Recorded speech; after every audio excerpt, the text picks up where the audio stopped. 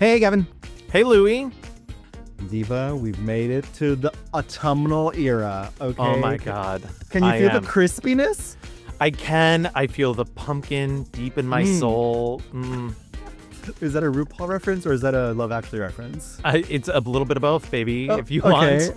want. Why not los dos, baby? It's so good to see you. We were just talking off camera, off mic, how it's been a little while. Now that I'm, our last episode, I was here in Boston, but like now it's just us. Yes. And it feels like, special. We've been doing this show for so long now, Gavin. We have. And it's almost 8 years, or it is 8 years. I don't know. I don't know what time is. I don't know what the passage of time is like. I just keep getting younger and more beautiful. So I was also saying off mic, you do look younger and more beautiful this evening. I look like a little gremlin. And this is not me, like, no pun intended, flexing. I've been trying to get back into a gym routine. The thing that I forget is that you do need to sleep. Yes, because I am so exhausted. I'm like, oh. And everyone I'm like, I don't like going to the gym. Okay, I just need to go to the gym because my body hurts if I don't like keep it moving. Okay, so it is important to keep in mind that it is GTL with a silent S at the end. Right, it's Gym Tan Laundry Sleep. Oh, I thought it was Gym Tan Laundry Slay. But I do that every day. Hi, everyone, and welcome to the Mixed Reviews.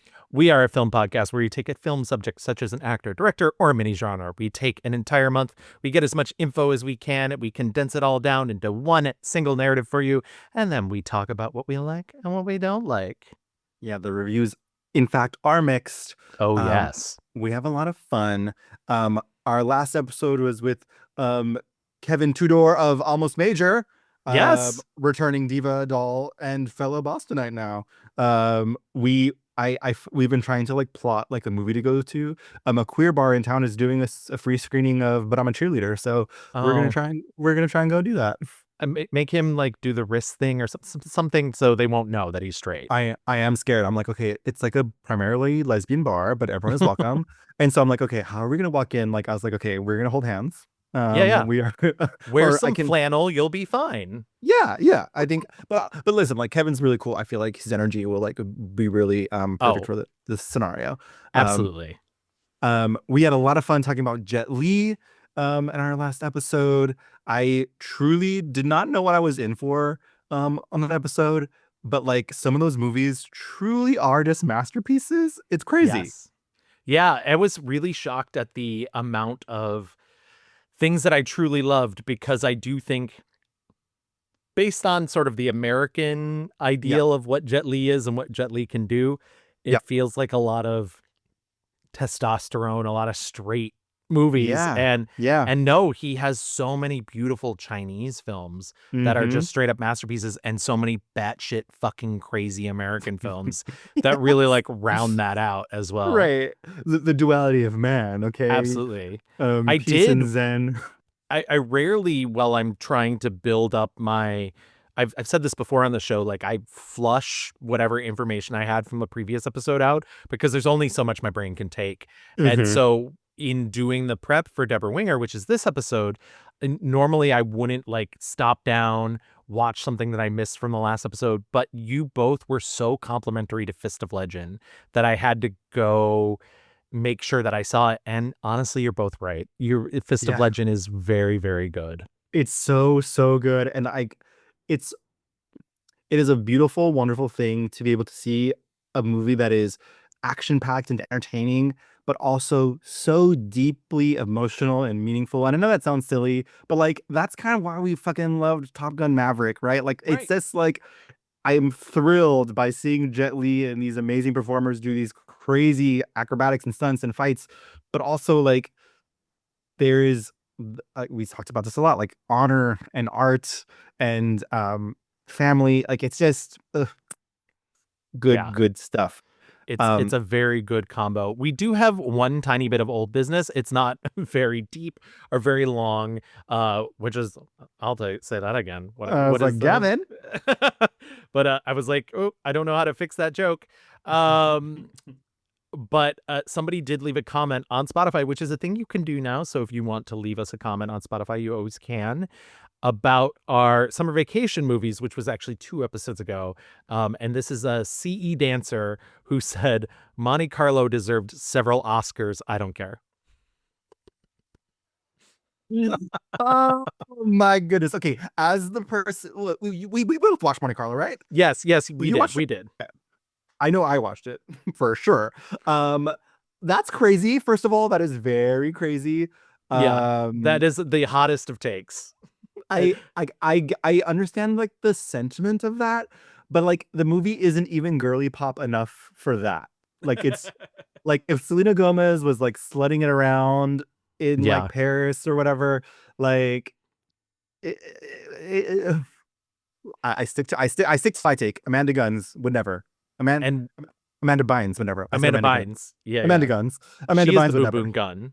Hello. Uh, Once again, just want to remind the audience, if you've not seen Monte Carlo, imagine the lead as Nicole Kidman because it was written as a Nicole Kidman vehicle. And I keep thinking that who is the Ryan Reynolds' wife? Oh, Um Blake Lively. I keep thinking Black Canary is Blake Blake Lively, Lively. but it's not. It's Black Yeah, Canary, whatever her yeah. name is. White Canary also as well, right? Or no. It is just Black Canary. That's right. You're right because the White Canary is the other one. Oh, right, the other one who stayed Mm, on. Yeah. yeah, yeah, yeah. Not us in our CW like DC lore. Oh, Oh, I stayed on for too long too when it came to long. the DC lore. You I sure was did. literally watching the final episode of The Flash, like, what am I doing with my life? Yeah, girl, So pick it up. I had to drop all of those divas. But anyway, Monty, we appreciate the comment. And honestly, Slay, good for you, babe. I hope that you had a great time watching Monte Carlo. Give her all those imaginary Oscars in your head. Um, we live, laugh, and we love. who's Um, presenting that? Who is it's Las Culturistas it's last present culture exactly. the Culture Awards. But okay, so yes, I'm glad that summer movies episode has some legs and people are still discovering that. I hope people discover Jet Li. Both really fun episodes too. I do say, by the way, and I know you're trying to get us out of old business, but real quick, I do often say there is no bad episode in order to start the mixed reviews on. We do not do this in any sort of way that has necessarily like impactful continuity to the previous episode to the next episode, except for like our Spielberg episode, which was a two-parter. Everything else is kind of pick up as you will. So Yes. I do like that. Like sometimes a certain subject will attract some other people, and sometimes a certain subject will, because who knows what the crossover is between summer vacation movies and Jet Li. Hopefully there's Yeah. some. Obviously, hopefully there's people that come back every week or every Yeah. month. But Yeah. Yeah. You choose your own adventure, babes. Okay. Uh, but all right, let's get into this episode. This episode's subject, like Gavin said, we're talking about Debra Winger. She has been in the wings for a while for us. Um, yes. how did she originally came up in a bracket, right? Yes. So she was originally added to our sort of like want list, which we have like an ever growing list of like people we want to cover and people we haven't Yeah. covered. And she, the very first year we did May Madness, she was one of the 8 choices because you gave her out as an option because I gave you like a list of a bunch of people and you were like, what about Deborah Winger? I am so interested in knowing more about her. And I was like, great choice, fascinating. I'd love to know more about Deborah Winger. And I do feel like I learned a lot. But yeah, so she was on one of the original. Since then, because we've now gone Yeah. monthly, we used to be Yeah. biweekly. It's we've turned May Madness specifically into queers only. So sorry, Deborah. Yeah. But Sorry, Debbie. Um, so she's been on the back burner for a bit. yeah, and I think I remember uh, we can talk about like, how we know Deborah Winger. I will say like I knew nothing. Nothing, nothing, nothing. She like I'm a little bit like just like a hair young to like know like when she was like really popping off. Yeah, that Um makes sense. and because and as we'll learn, she really took a dip out of Hollywood and making movies as I was like, becoming an age where I can like learn about things. And so when I would see, I think through the show, and we'd come across like, Oscar clips and like, and the name just kept coming up and I'm like, what the fuck? Like Deborah Winger. Like, I don't know who this person is. But what always struck me was that number one, she's so strikingly beautiful. Like Yes, in a gorgeous. in a very like classic Americana way. Like it's very and like I hope this sounds not like a misogyny, but like she is not blonde. She has beautiful curly brunette hair. She looks exactly like the girl next door like imagination that you might have like because I guess what I'm trying to say is like it's very hard. Like I think it's like a very easy thing to be like, oh, a blonde girly. Like and everyone kind of knows what person looks like. She is the other one. She is like Right. the brunette, very natural. And she has this like kind of immediate magnetism to her. I think what you're saying too is like she's coming up, and I think to like give people a frame of reference, like she's coming up around the same time as like the Kim Cattralls of the world, or like the Kim Basingers, like who are very blonde, very like Nordic looking, and Yeah. she's not that. She's very not that.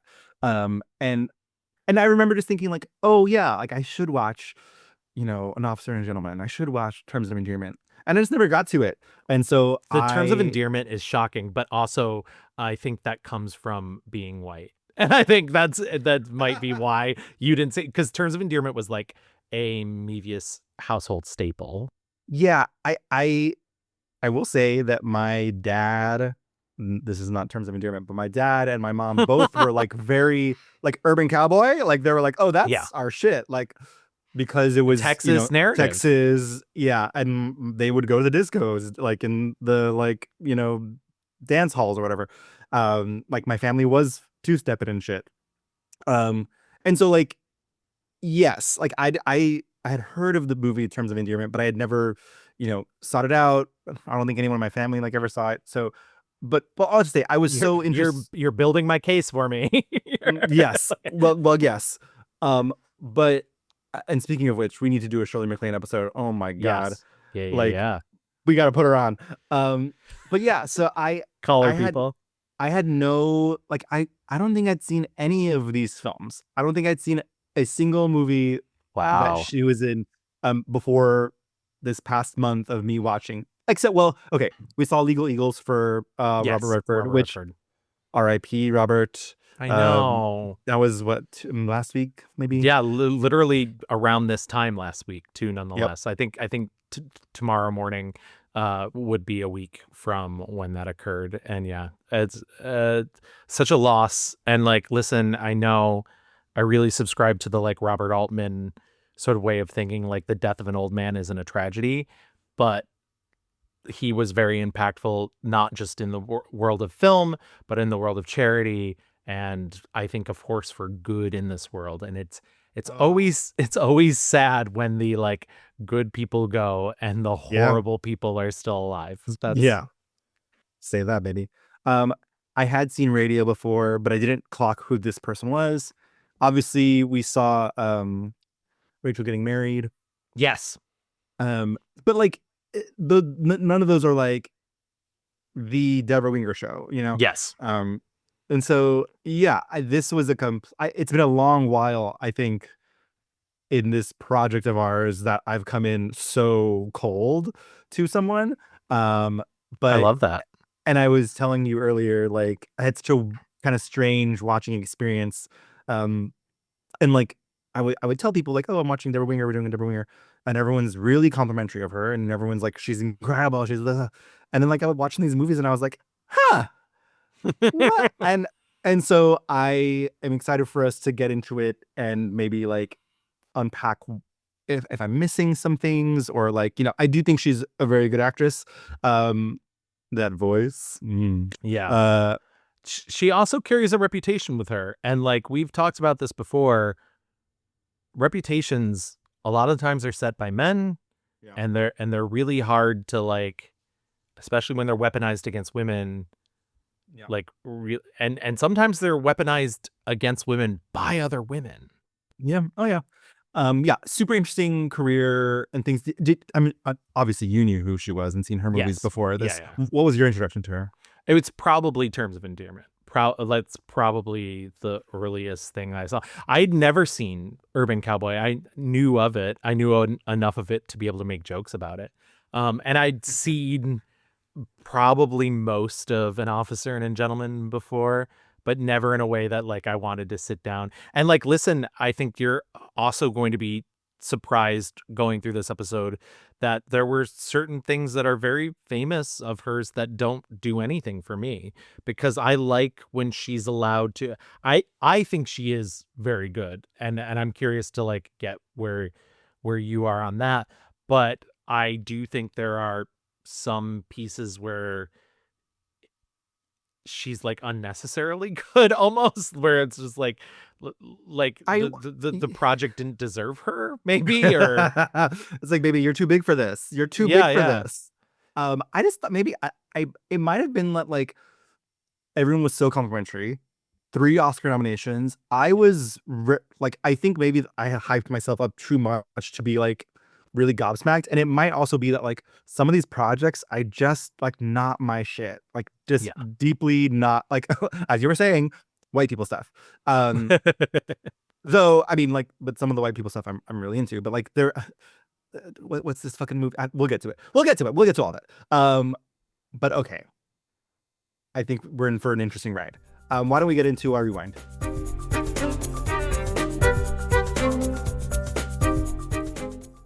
So I've been calling Debra Winger Debbie Wingy, but Is that not a real name? Yeah, it's so crazy. It's not Debbie Wingy. Her Deborah Lynn Winger, which Are you those twins online? It's the Da yeah, Vinci, yeah, like it's the Da Vinci Debra twins. Wingy. Deborah Wingy.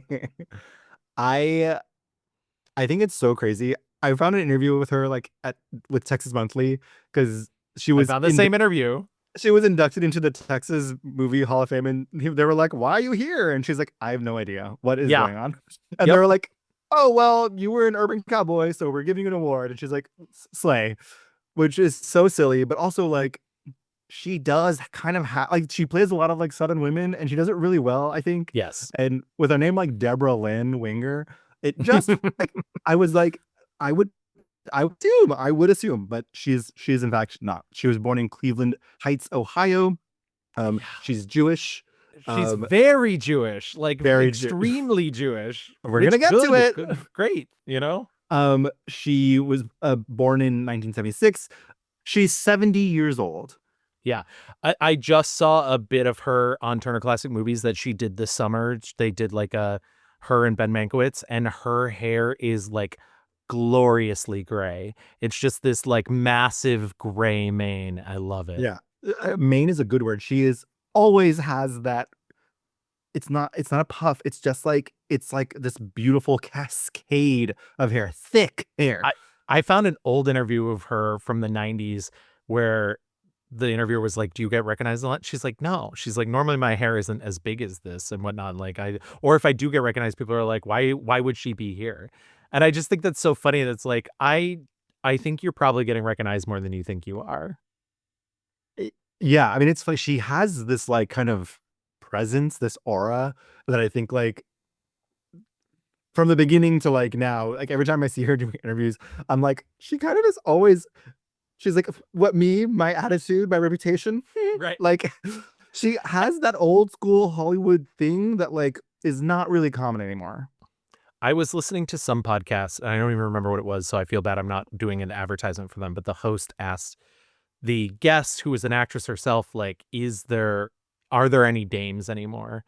And she's like, "No, I don't think so really." And then she's like, "Maybe Carrie Coon." Carrie Coon's the kind of woman I can imagine sidling up to a bar and be like, "Give me a martini. You wouldn't believe the kind of day I've been having." Yeah, But yeah, I think Debra Winger also has that yeah. quality, you know? She's like kind of like a shit kicker, you know. She's kind of Yes. like just takes no fucking prisoners. Really proud and intense. But anyway, so she was born into a Jewish family. Robert Winger, who was a meatpacker, and Ruth, who was an office manager. So very like, I mean, classic Ohio, like middle class, working class family. She studied criminology and sociology in California, California State University, but didn't complete a degree. This is kind of like crazy slash unconfirmed, but at 18, she went to Israel to either go on like a volunteer trip or to literally train and join the IDF. Yes. She in 2008, she said it was just like a regular kind of what's that trip called? I'm sorry, I didn't grow up around Jewish people. Birthright, but she calls Birthright, it, but it's called kibbutz. a kibbutz. She says that it was just a kibbutz. Yeah. I don't. I There are a lot of And sources before 2008 that were like, no, she was training in the IDF. yeah, I even got like there's a very famous Barbara Walters interview where Barbara Walters interviewed her literally because Barbara Walters had been attempting to interview Betty Davis for years, and in 1986 she got to interview her, and Betty Davis said the only person that she could think of like that was like a old time star was Debra Winger, and partially because of this difficult reputation, which we'll talk about later. So I might save that sound clip for a little later of her talking about being difficult. But so in 1987, Barbara Walters did like a big interview with Betty Davis and then with Debra Winger. And I found a bit in that interview where she like talks about like Yeah, holding a machine gun and whatnot. Like, yeah, I don't know if it was 3 months. I was 3 months living in, I was 3.5 months living in Israel. I think I was less time, but it was about 6 weeks, but it was incredibly difficult. And, well, I mean, just the Uzi alone weighs a lot. But we were doing sort of maneuvers in the hills above Tel Aviv, and I don't think the Army's a life for me. so I don't want to let her off the hook just because in 2008 she was like, oh no, it was just a volunteer trip. It's like, Diva, if you were born into the family and that's like what was expected of you, like own that shit and just say it was fucked up and like you regret it. Like I wish it was very normal for people to say I did something that was bad and I regret it and I know yeah. that it wasn't smart anymore and it's fine. And listen, she's very politically active, and we'll talk about it towards the end of this rewind. Yeah. But like, yeah, that doesn't. It would be so much easier if she was just like, yes, it did. But also, it does feel like one of those things where it's almost like if people can't prove it, she can get away with it. Yeah, that's true. She clearly did not stay in Israel. No. She came back to the US and I mean, I didn't know this at all. Just so crazy. She still 18. She was thrown from the back of a truck Mm-hmm. and was paralyzed, partially paralyzed, spent months in the hospital. And it was while she was in the hospital that she was like, I want to be an actress. Fuck all this criminology, sociology stuff. She kind of knew what she wanted to do.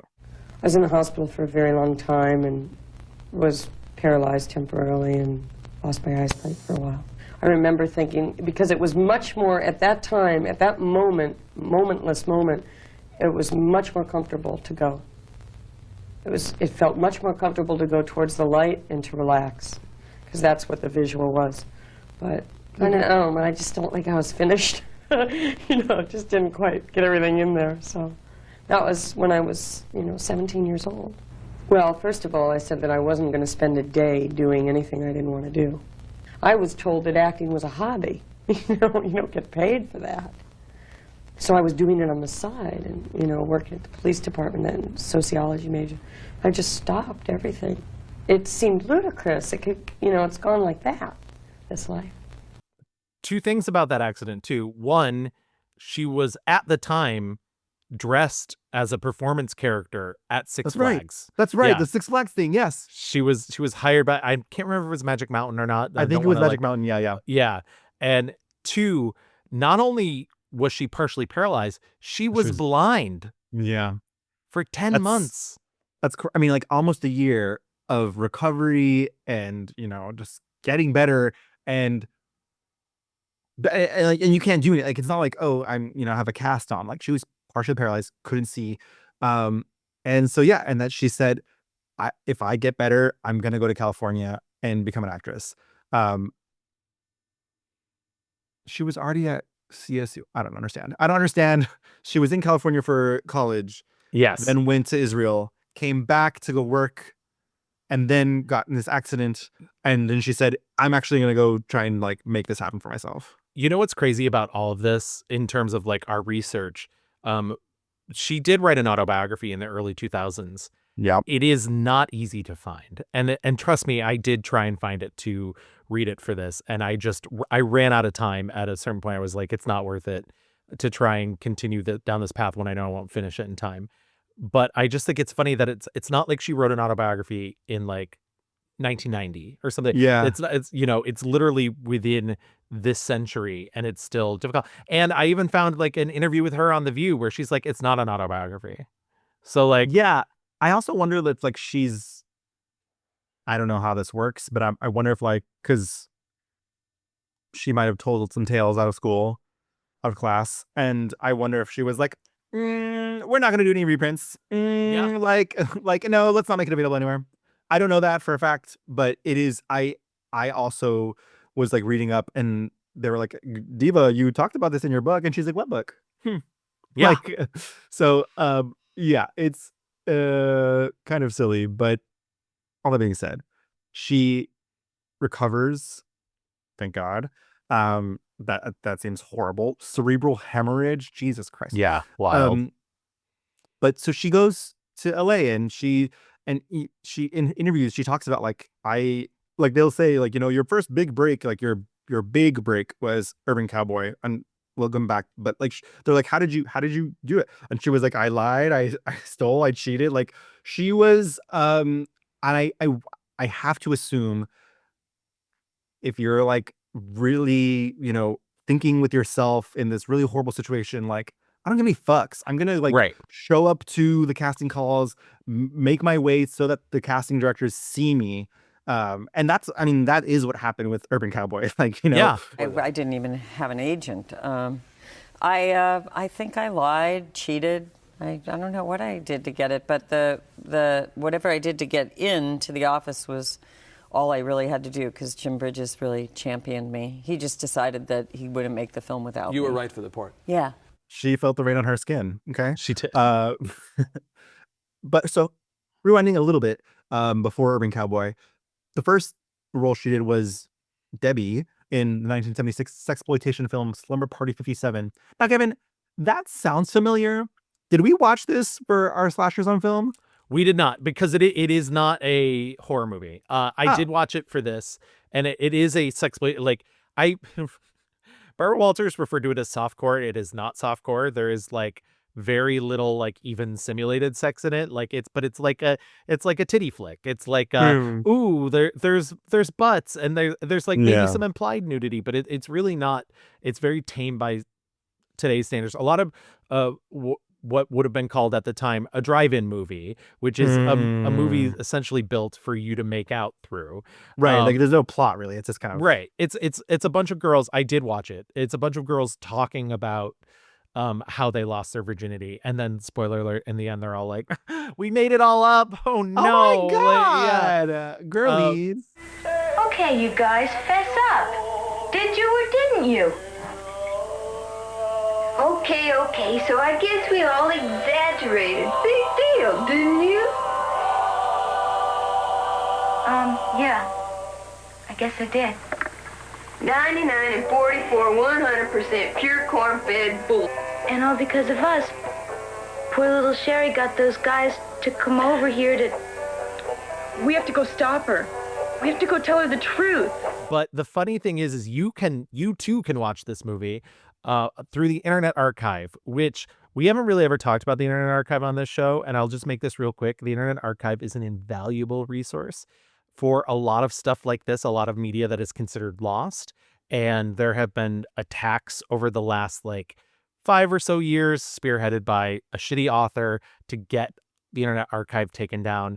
And I just think that's like a toxic use of like trying to destroy the ability to share media. And I understand there are some things that end up on the Internet Archive that like probably the copyright has not lapsed and probably feels a little bit like piracy. But there are so many things like this movie, which like not a great piece of art, but is Debra Winger's first film.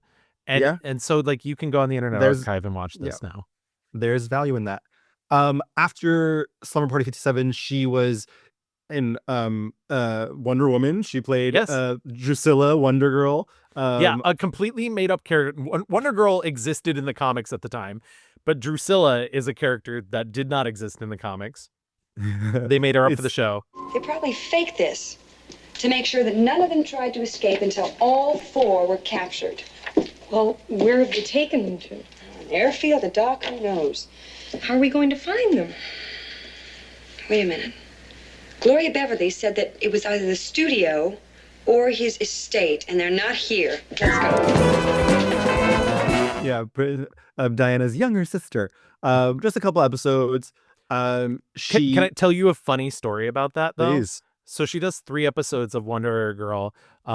You're probably just going to mention that she thought it would hurt her career, so that's why she literally had to raise the money to buy herself out of the contract. Whoa. She Yeah. said, listen, I can't do this, Linda. I gotta go. Yeah. And listen, for all of her like difficult labeling, Linda Carter has only ever said nice things about Debra Winger. In fact, said that like she thought Debra Winger like looked up to her like a mentor. So that's very nice. I mean, I think I'll save my thoughts on like the difficult behavior stuff, but like, yes. Like, it's not like universally she's like hated. Like, I do think like the common thread is like she almost fucking died and she demands respect and wants to do the thing she wants to do, period. Yeah. But okay. So her first like major role that wasn't a sexploitation film was actually Thank God It's Friday, which is a kind of like a disco ploitation film. Like Yeah. it's very loosey-goosey plot. It's basically a bunch of different people interconnecting-ish storylines going to a club in LA, right? It's in LA. Yeah. And Can you imagine? That club was fucking real. And it's 4 floors. It even truly had that like icicle room where I was like, why are we in Batman and Robin? This is crazy. It was real. And it existed until the 90s when they tore it down. Oh, Why tear that place down? That is a Burning of historical Alexandria. landmark. Yeah, exactly. Exactly. it's a silly Billy film. Like, I don't know that there's like a lot here to like. She plays like a girly who's like kind of a ditz and keeps dropping things. I can't even recall. as she described it, like she got to play the square. Yeah. Like everyone else is kind of like cookie bookie, and she's like just like a regular gal. And I think in the end she stumbles into a regular guy, and like because both of their friends are freaks, and like but like they literally I think stumble into each other, and then like that's all. Like we don't really get any story about them being together or having a night out or whatever. It's just like kind of loosey-goosey. For years, Leonard Maltin hated this movie because the song "Last Dance" won the Academy Award. And let me tell you, Leonard Maltin, relax. "Last Dance" is an amazing song, incredible. And I'm blanking. Donna Summer, she's in this film. She plays another. Like she's not playing herself, but like it is. But herself. basically, yeah. The Commodores are also. It's a very silly movie. I would put this on at a party, like background, because. It'd be a great party movie. Yeah. Or like in the background in a bar, like yes, 100%. Okay, that was in 1978. So she really pops off though in 1984 Urban Cowboy, like I mentioned before. Urban Cowboy, which if you're not familiar, is this John Travolta kind of banger that he had already done Saturday Night Fever. And so like he was really popular. A lot of women were up for this role, and Debbie Winger said, "I don't think so, honey." And she bid out some pretty big names for the role, and she's kind of like electric in it. Like she's just this like magnet of charm and radiates. Again, like I said, that number one, she looks incredible in a cowboy hat. She does. That head of hair was made for a cowboy hat right in the middle. I did not do much research on like how like they must have worked really hard to be on the fucking cowboy that bull, the mechanical bull. The mechanical bull. That just kind of was an osmosis. It started out as a competition, fast riding, and I started working with the stunt coordinator, and then I started to feel that, I feel differently about this. I feel this is not really a macho competition. I'm hurting, and I'm trying to make my husband jealous. And Sissy was also a sensual, very strange kind of sensual creature, but she was. And it kind of developed into this thing that I did not feel sexual when I was doing it. I felt that it was really I was showing off. And I remember when some of the reviews came out, I stayed in my house. I mean, I was just, they mortified me. Because they talked about how sexy you were and sensual you were. And that is so frightening to me anyway, to understand what being sexy is. Because I think the minute that you think you are, or that you think you know what it is and you try it, it's the least sexy thing in the world. Do you think you are? Of course not. I mean, I don't even know what that word means, you know? I know when I feel it about someone else. Yeah. But I know that it has nothing to do with anything that's conscious, self-conscious. And also learning how to like two-step and stuff. Like her and John Travolta, they really got it going on in that film. They really got it going on. And first of all, also, once again, think about riding a mechanical bull and then also thinking about the fact that at one point you were paralyzed. Like, just leave that in your brain. But also she said she had no mechanical bull experience. So it was just like, she just knew she had to get on and make it look as natural as possible. I will say, I don't know if it's shade or not because she's just telling the truth, but she said when it came to John Travolta, like she had a ton of chemistry, but she was also envious because he was in the middle of a career or at the start of a career in which he was getting famous for playing himself essentially over and over again. And she wanted that. She was like, I want that fame, but that's not how I want to get it. Like, I'm not interested in just playing myself. And I think she kind of outacts him in this movie. I agree. I mean, but I will say, like, her role is more interesting. Yes. I mean, and this is a product of its time, but like his role is pretty chauvinistic. Like the big emotional finale is him finally swallowing his pride and saying, I'm sorry, and like, I'll never hit you again. And it's like, I will say, like, and I like this movie a lot. I don't love how much we're hitting Debra Winger in this movie. Yeah, no. It's a lot. It's aggressive. I don't like this movie. I'll come right out and say it. This is one of the famous ones that didn't work for me. And I think part of it is because almost every dramatic thing that happens in this movie, like the important stuff, like them like really falling in love, like why I should root for them as a couple, like why I should root for them when they're separating as a couple, happens in montage. And then everything that's not happening in montage is like straight out of the cliche factory. And like literally it could just be the fact that I've now had 40 years since this movie came out to like see every derivative version that's come after this. And so that could totally be on me. And I'll take some of that onus. But I was like, I've seen this movie and I don't care. And he's awful. Like, I mean, Travolta's good. I don't want to, but that character is awful. He sucks. Yeah. And then to like, but you have Scott Glenn, who I love, and I actually think is actually kind of quite sexy in this film. So hot. Yeah, so thank you. Okay. Hot. I was like, am I alone in this? Am I on this island alone? But then like, in order to make him worse, they have to like make him worse. So like he goes like from zero to cartoon very quickly. Yeah, that I agree with that. I do think I understand you saying like I've seen this before, but watching this movie, I was like, oh, this is where they all got that from. I mean, her doing the sexy thing on the mechanical bull, I was like, oh my God. Debra Winger invented being sexy on a mechanical bull. Holy shit. And she looks great on it too. And like, I don't want to take that away from, I think it's a very good looking movie. And it's funny. I think it's a beautiful film. I think it is very beautiful. And like, I think James Bridges is such an interesting filmmaker because he's made some movies that I think are very good. The China Syndrome was my 5-star review when we did Jane Fonda. But then I also think he's made some movies that are very bad. He made Perfect, the Jamie Lee Curtis, John Travolta exercise movie. Yeah, exactly. So like, which feels in conversation with this movie. Like 100%. Absolutely. Yeah. She gets nominated for a BAFTA award, a Golden Globe nomination, including the since retired Best New Star. Exactly. I didn't see that before, and I just saw that. I was like, ooh, 2 Golden Globe nominations for this. Yeah. Deserved. I didn't see this next film. but in 1982 she does Cannery Row.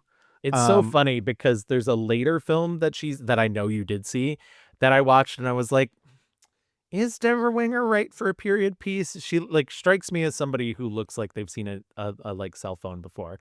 But Yeah. then I watched Cannery Row and I was like, no, I mean, but I also think part of Cannery Row's charm is that it's super artificial. It's all shot on sound stages. It's like the 1940s in like Dick Tracy land, but not as bright, you know? And so That's I like really made my brain hurt. yeah, it's like, I really liked Cannery Row. I Okay. think Nick Nolte's super hot in it. He's like all nerdy and shit, and like Ooh, I it, love it that. it's like loosely based on the John Steinbeck's Cannery Row as well as the sequel to it's like mostly based on the sequel called Sweet Thursday. And it's like not the world's best film, but I enjoyed it for its artificiality and the chemistry they had together. What the hell is that you got on? It's costume night. Fauna made me Little Bo Peep. I guess some guys think it's racy or something. Little Bo Peep? Well, Doc, was this or a nun? And I ain't gonna be no nun. I don't believe in it. Apparently Nick Nolte hated her during it and then goes on to star in another movie with her. So I don't truly, and they were also supposedly like lovers at the time. So I think he just might be bitter boots.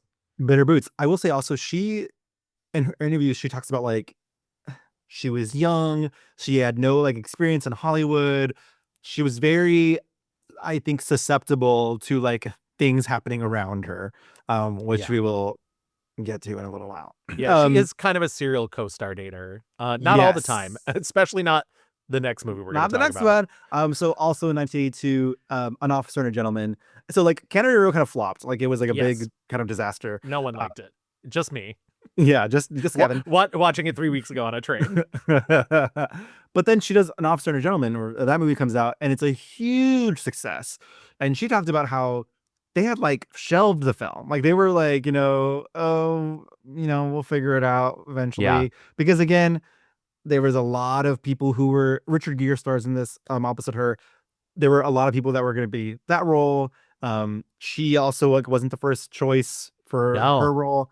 So like there's and it was like this kind of it's an emotional not I mean it's not a war movie. It is, but it's not. It's Right. like it's basically Richard Gere at training camp to become an officer. And falls in love with, falls in love with a townie girly who wants to marry an officer. And all the drama that is involved in all that. I will say right off the bat, I was like, oh, this is where Up Where We Belong is from. Love that. Yes. A song that the producer didn't want in the film. Right. And then it's become one of the biggest things. Yeah. He wanted On the Wings of Love by Jeffrey Osborne, which is a song that ended up coming out a few months later after Up Where We Belong came out, and it peaked at number 29 on the Billboard charts, whereas Up Where We Belong was the number one song on the Billboard charts and then won the Academy Award for Best Song. So, and it's not only like it's the theme, like the entire score is just like that melody over and over. Banger. This movie made $190 million against a $7 million budget. Yeah. Just nuts. It is to date her biggest commercial success. And just to think about the fact that that was 82. Yeah. Yeah. I mean, like she's like 4-ish movies in. I think this like movie cements her as, like if Urban Cowboy was, maybe a fluke or like a one-time thing, like this is like a cementing thing of like she is a leading lady. She can do these like big, heavy, epic drama romances. This movie kind of like shocked me in a lot of ways. I didn't know what I was getting into for this. I really thought it was going to be like a lot of Richard Gere in the Philippines, like dealing with his dad. Yeah. It's not. I mean, the movie, like that's the fuel for the movie. He's like fueled by this, I don't know, resentment to his father. And So and his mom's suicide. It's a lot. there's a lot that was removed from the movie too, like as it sat on the shelf, like it went through many different versions. That, the famous scene of him carrying her out of the factory at the end, which I don't think is a spoiler. I feel like everybody has seen that. Originally they didn't want it. Richard Gere thought it was stupid.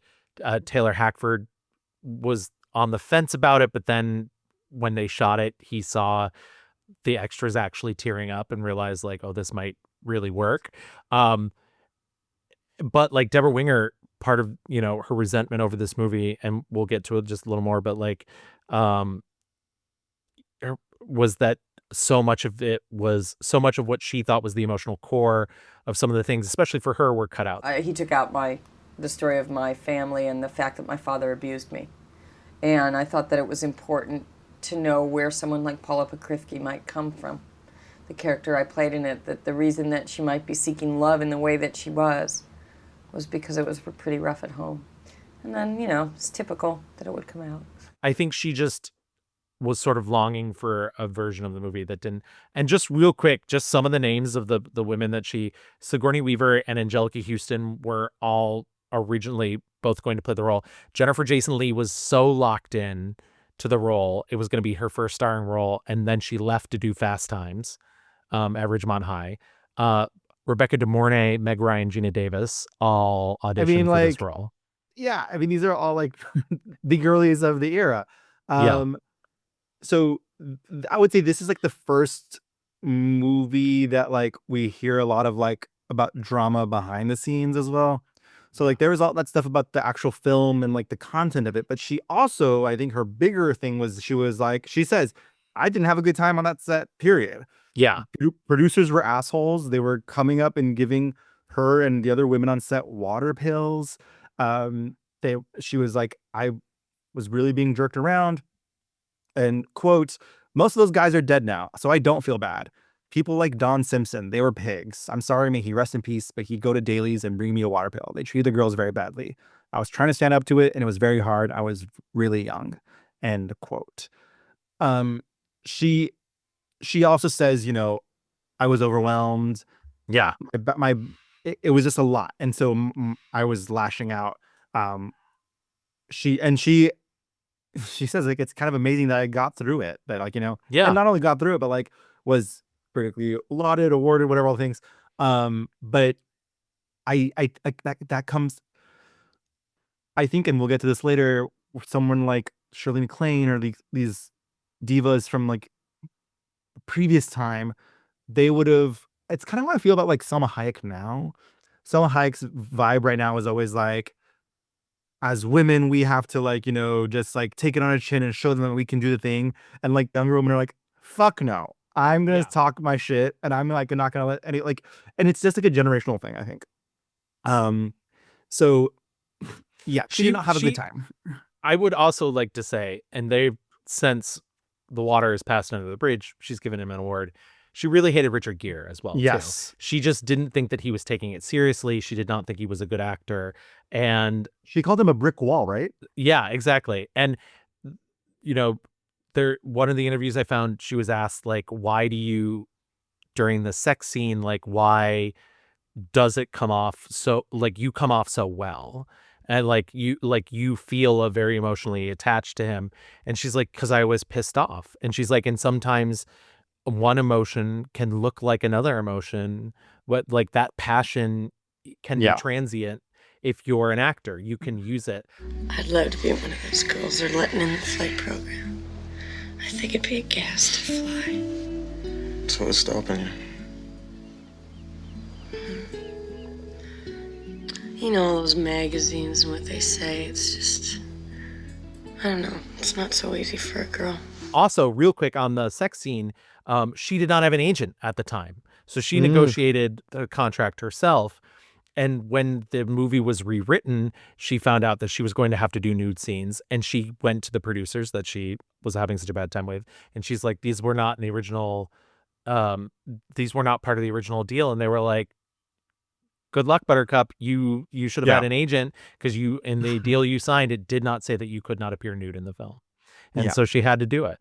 Yeah.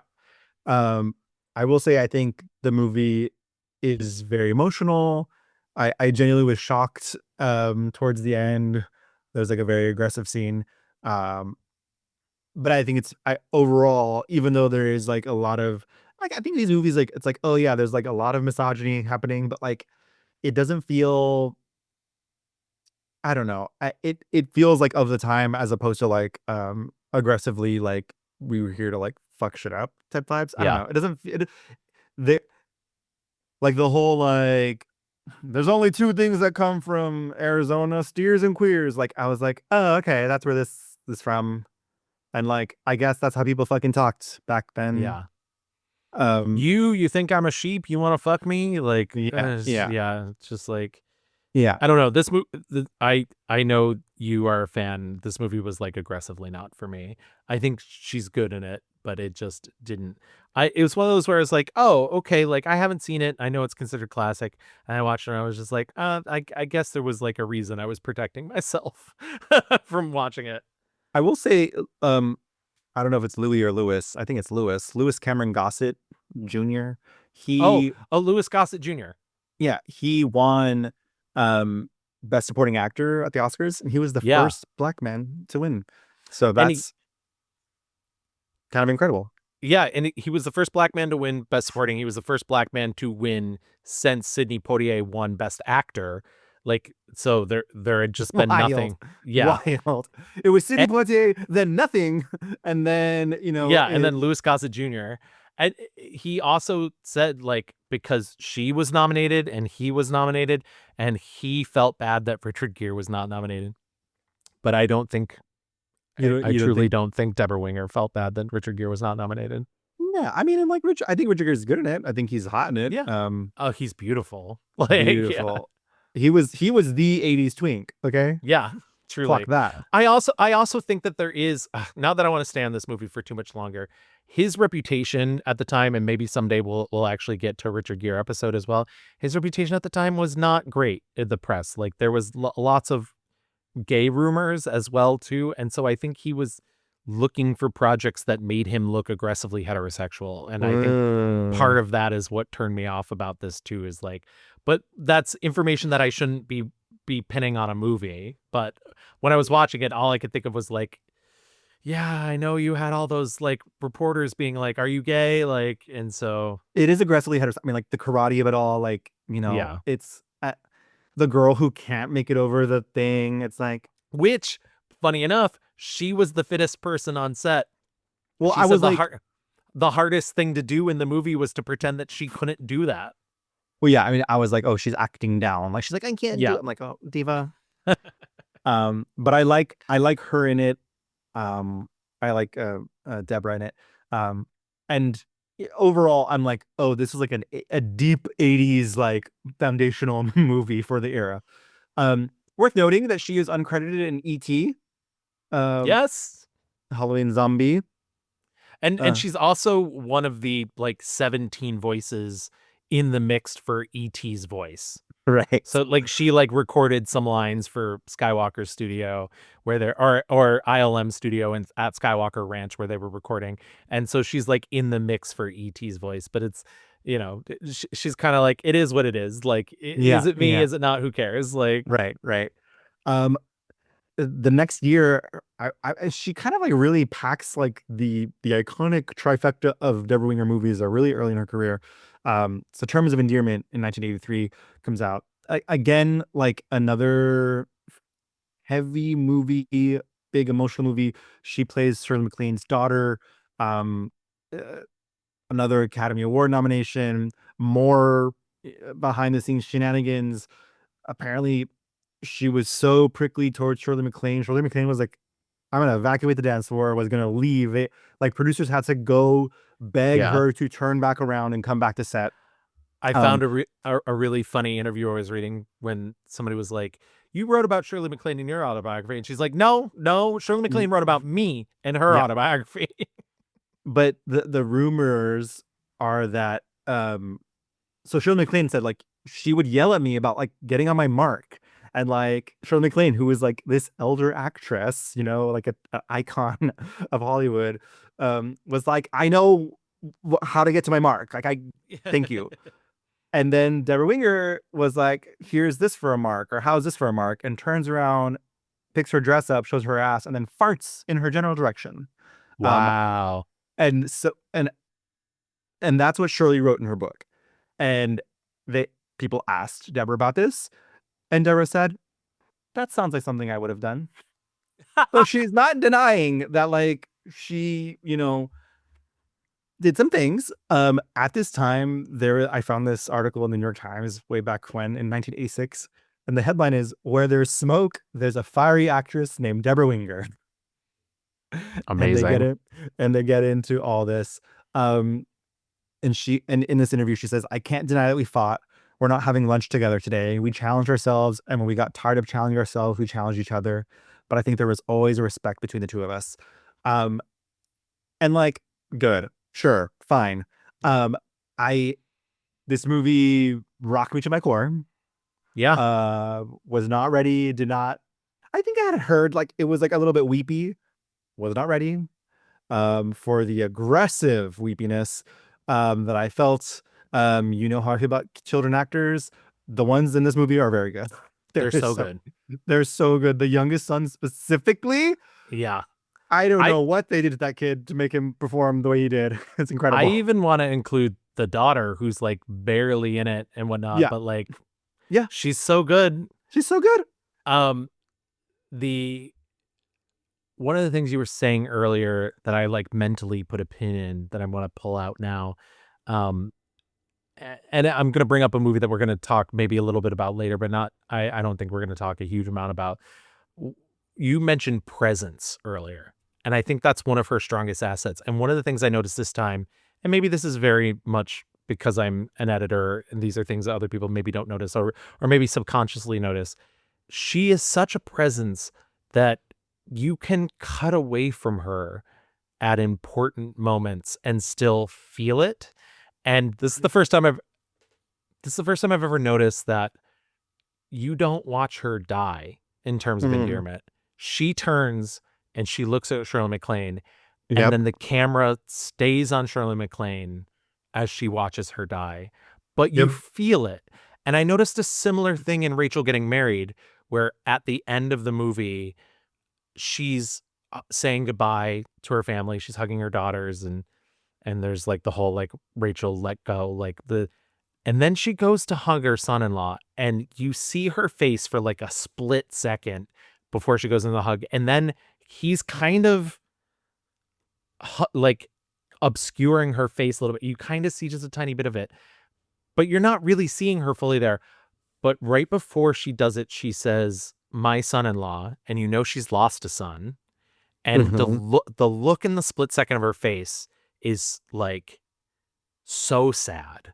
And that's the power of Debra Winger, is like, you feel it. It like her emotional core radiates off of her. It's insane in a way that a lot of actors wish they could do. I did not know how they were going to land the scene where she says bye to her kids. I did not know how they were going to do it. And I was like, I was like, how can this be good? But it knocked the wind out of me, to be able, I think we have to like say the writing of this is so good. James Brooks, it's so clean, pristine, beautiful, unprecious, but like still sincere. Right. It's so good.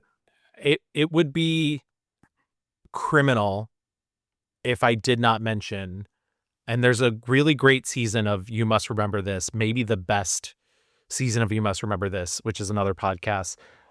If didn't mention James L. Brooks's frequent collaborator, Polly Platt, who is the production designer on this movie, but also really worked very hard on the script with him and does not receive the credit for it. And I think the proof is in the pudding in the fact that there is a sequel to Terms of Endearment in which Juliette Lewis plays the daughter and Shirley MacLaine is in it and whatnot, but Polly Platt was not involved. I don't remember if she had passed away at that point, but I know that their relationship was no longer working or otherwise, and you can tell. And like that's I love James L. Brooks, and I think he's made some really, really brilliant movies. So I don't want to give all the credit to, but like Polly Platt was there with him through all of his very important movies and really helpful. And so like I on a personal note, like if we're shouting out James L. Brooks, Polly Platt's contribution as the Invisible Woman cannot be overstated. Yep. I think this movie, so she gets a bunch of nominations for all the things. Again, like she kind of is just like cementing. Yeah. She is the it girl for the 80s. To add salt to the wound, they put both of her and Shirley MacLaine up for Best Actress against each other. Yeah. And Shirley MacLaine wins. Yep. And in her speech, she refers to my turbulently brilliant co-star, and she says, Debra Wingers. And she says, I deserve this. I deserve this. That's the first thing she says. Yes. Yeah, you're right. That's iconic. And who plays Flap in this movie? Jeff Daniels. There's a scene where like they're laying in bed. I think they're so cute together. They have such good chemistry. Yeah. And I was like, Jeff Daniels, I've never found you hot. And yet right now, everything is working. Yeah, he's great. He's great. I don't know why his name is Flap, but work be them.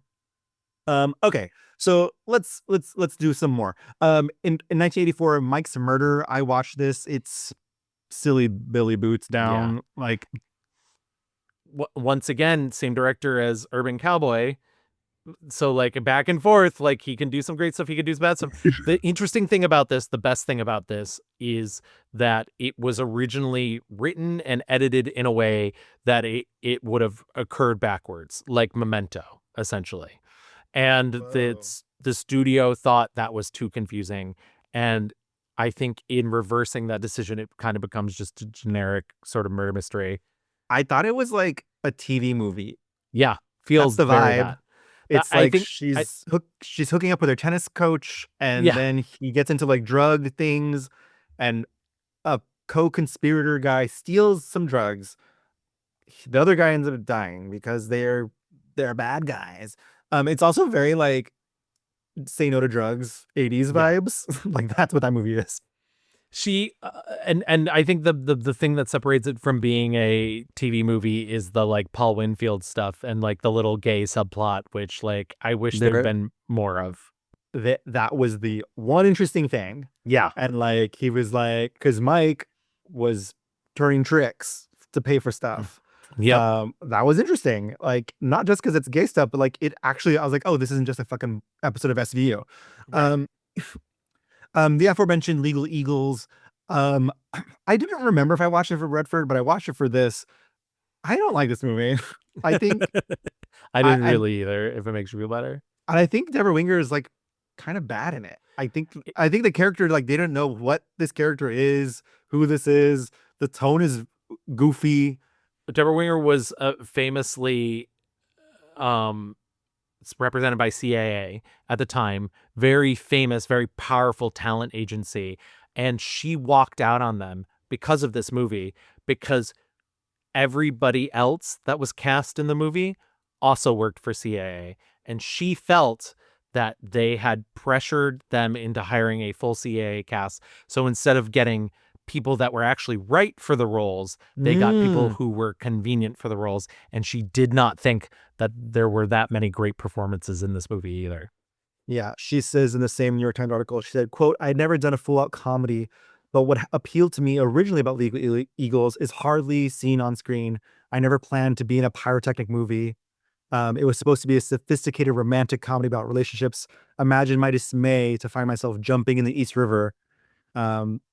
Yeah, and she says she had a lot of disagreements with the director, Ivan Reitman, about the film's character, or that the character changed. And yeah, I think you can see it all over the movie. It's like, it's not funny, really. It's not thrilling, no, it's really. Not. It's one of those things where people are always like, yeah, it's a comedy. I was like, where are the jokes? Like, come on. Where are the jokes? Where are the jokes? But I will say she looks very cute in some of her outfits when she's got like the little bob and the like very dressy court outfits. I'm like, yeah, she looks cute.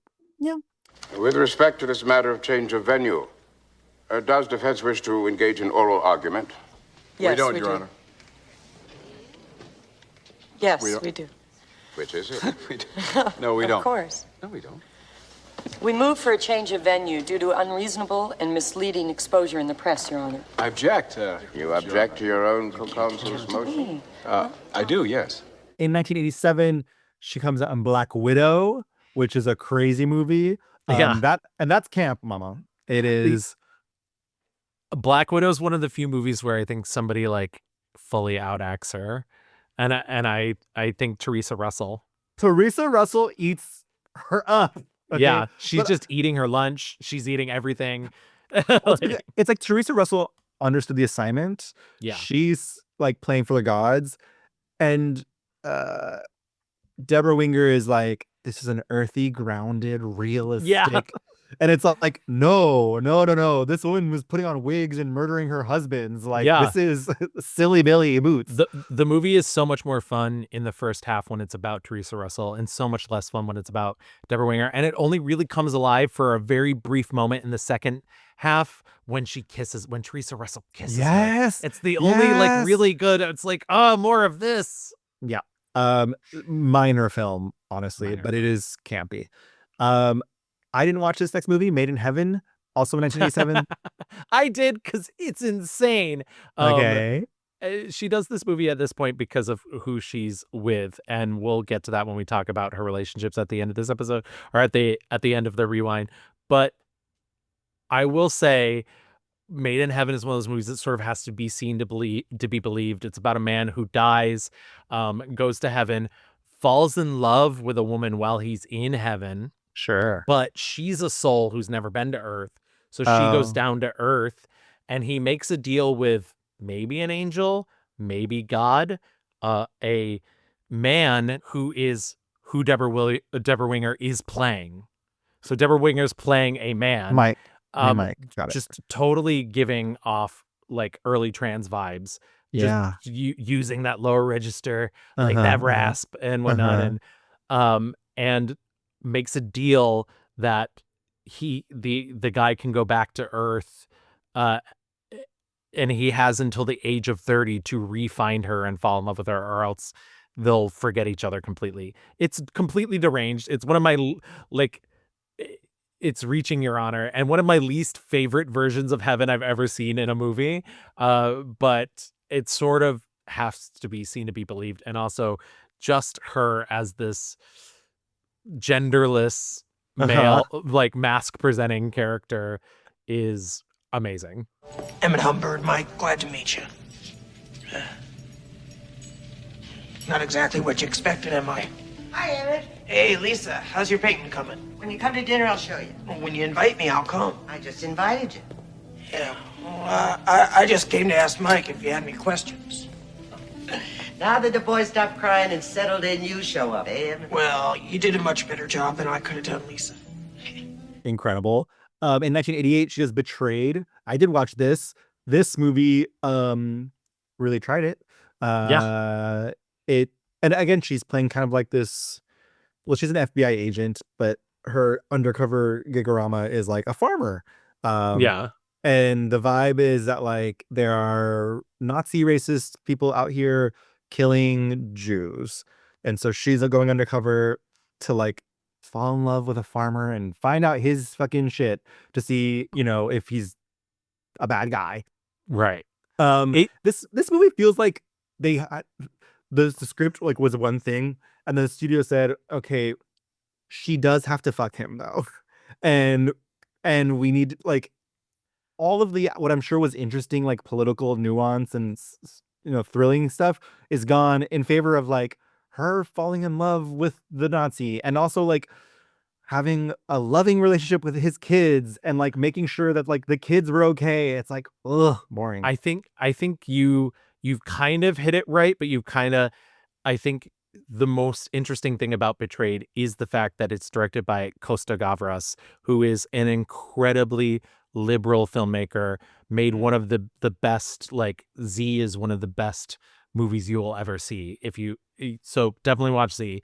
But written by Joe Esterhaus, who did like Basic Instinct and Showgirls, and which I like. I like Showgirls, and I like Basic Instinct, but Joe Esterhaus is very conservative, and so I think what you're seeing is like conflicting, like Costa Gavras is like, I'm making a really like taut political thriller that has a lot to say, and Joe Esterhaus is like, what if there's some racists who also hate Nazis?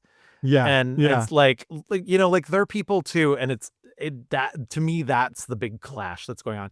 I don't think Nazis can fall in love too. Okay, right. I don't think Betrayed is a good movie.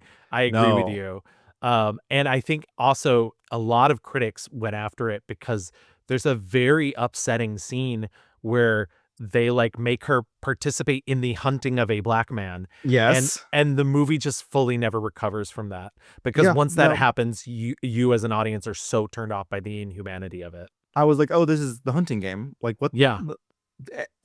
Yeah, the movie is insane. And also like being a woman in the 80s, oh my God. Like, so the character, she's having to deal with all this shit like in her undercover world, but then also her boss at the FBI is like, we could have been in love.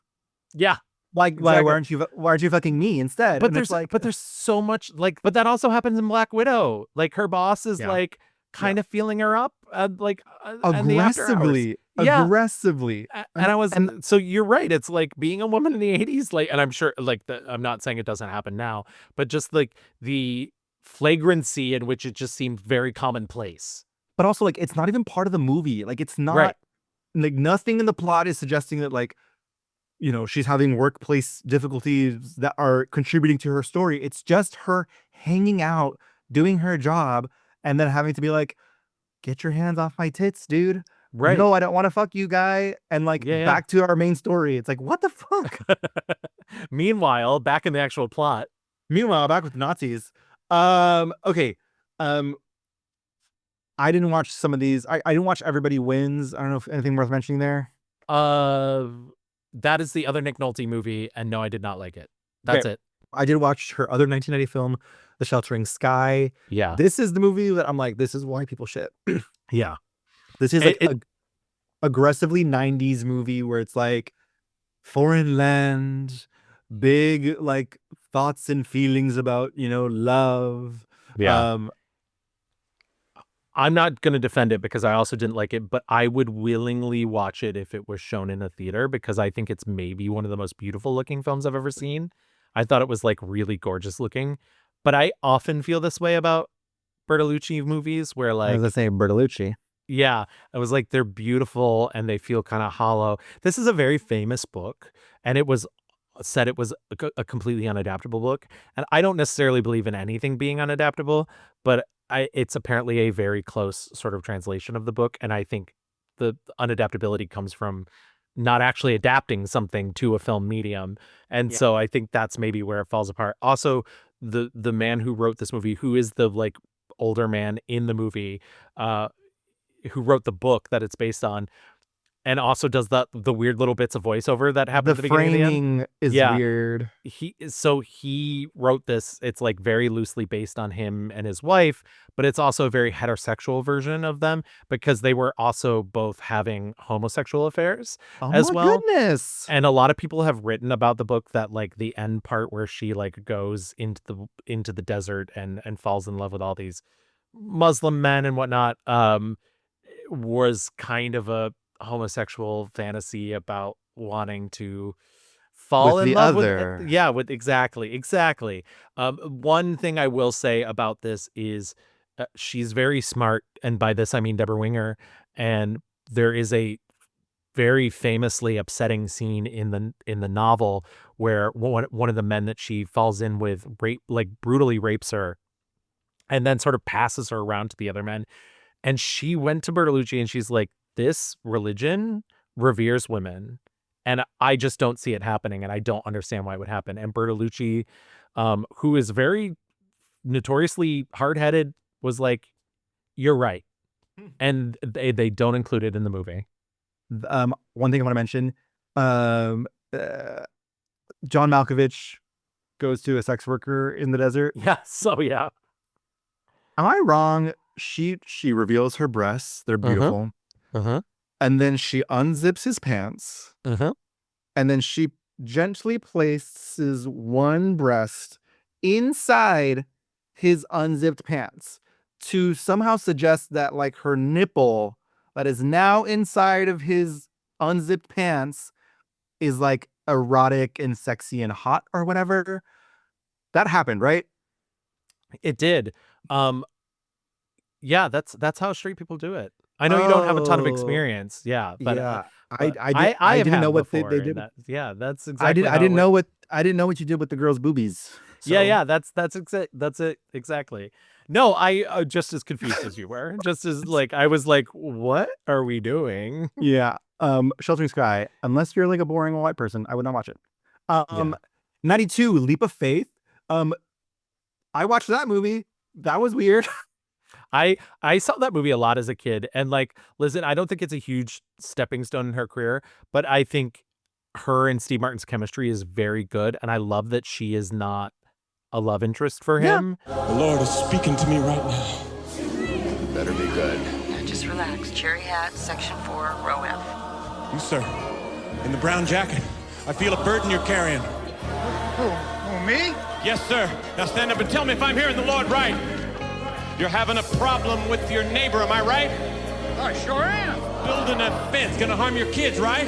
Yes, sir. Well, the Lord tells me the best way to defeat an enemy is you make him your friend. You talk to him and serve him up your best fried chicken. Because yours is the best in the county, ain't it, ma'am? You know it is. Well, boy, I'd love to get me some of that. Now come on up and thank the Lord for his saving.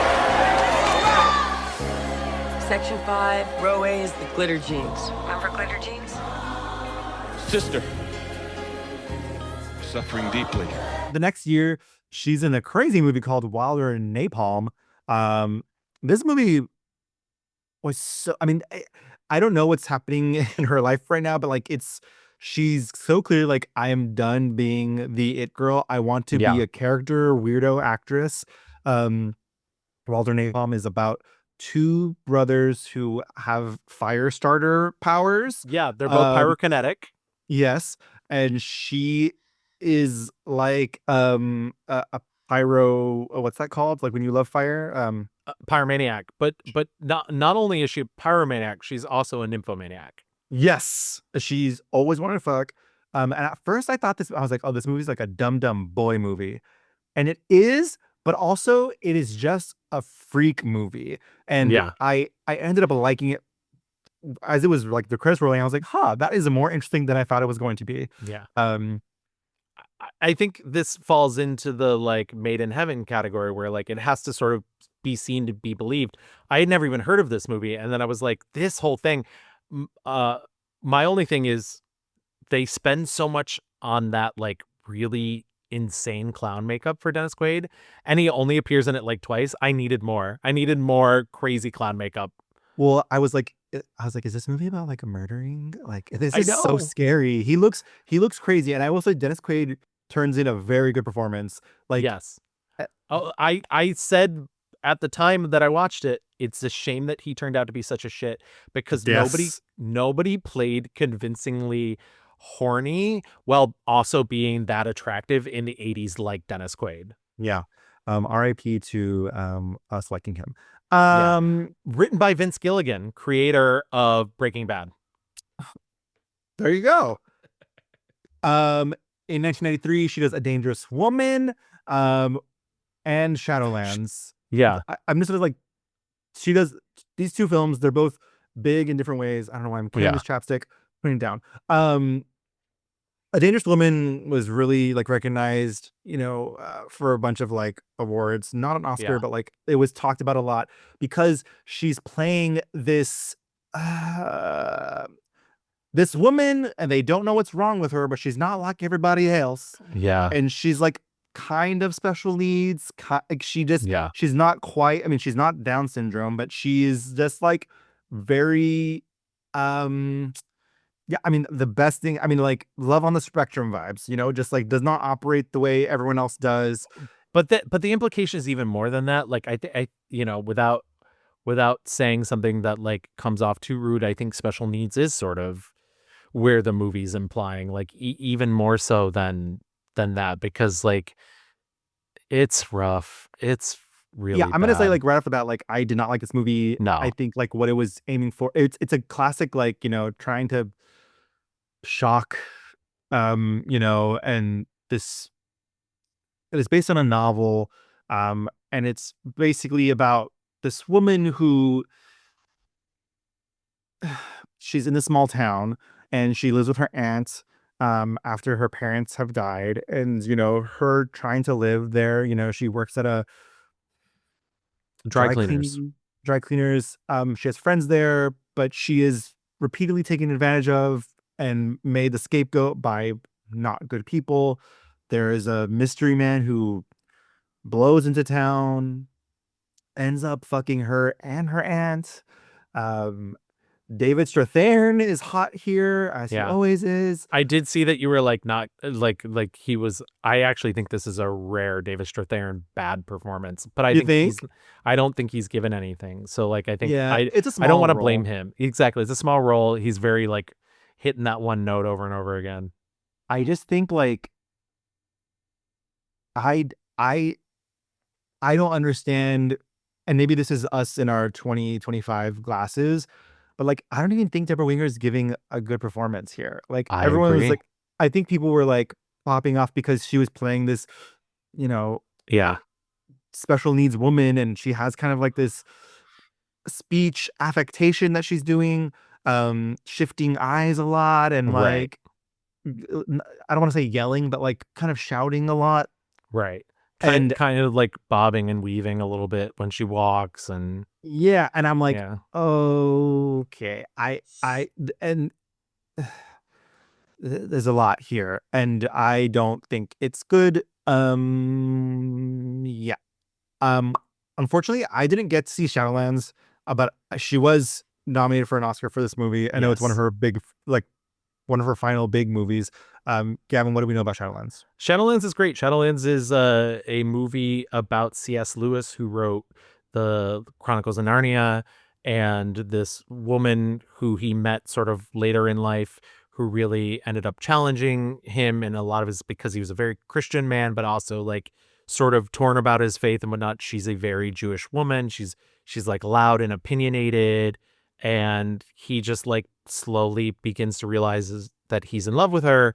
And of course, by the time that he realizes that she gets diagnosed with a terminal illness, and it's sort of like him having to come to terms with being in love with this woman and marrying this woman who he knows has like a ticking clock, and also his relationship with her son, which in real life she had two sons, but for the for simplifying versions, they make it into one son. And I really liked it. I thought Anthony Hopkins was really great. She really liked working with Anthony Hopkins, but he doesn't rehearse. He doesn't like to rehearse with people. And so she had to rehearse with Richard Attenborough, who directed the movie and whatnot, like really because she like loves a lot of rehearsal to get to like Yeah. the meat of the character. And so there were just very different acting styles, but I think that kind of lends to their like differences as people in the movie. Um, Yeah. I do think I that there's some of it that's a little too like crazy, love. Crazy Especially since Christy. she's a Jewish character. Like, Yeah. but I think she's pretty amazing in it. Well, Jewish, but not Jewish, if you can follow that. I mean, I'm a Christian, but I was brought up to be a good atheist. An atheist? Don't sound so shocked. I'm not. I was an atheist once. You? So we're both lapsed atheists? Yes, but I was never a communist. Why not?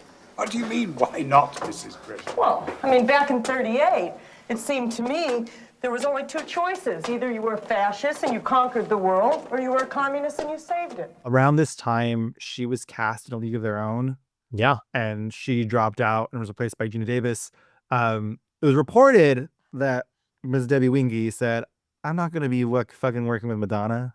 Yeah. Her exact quote was, she said to Penny Marshall, "If you cast Madonna, this is an Elvis movie."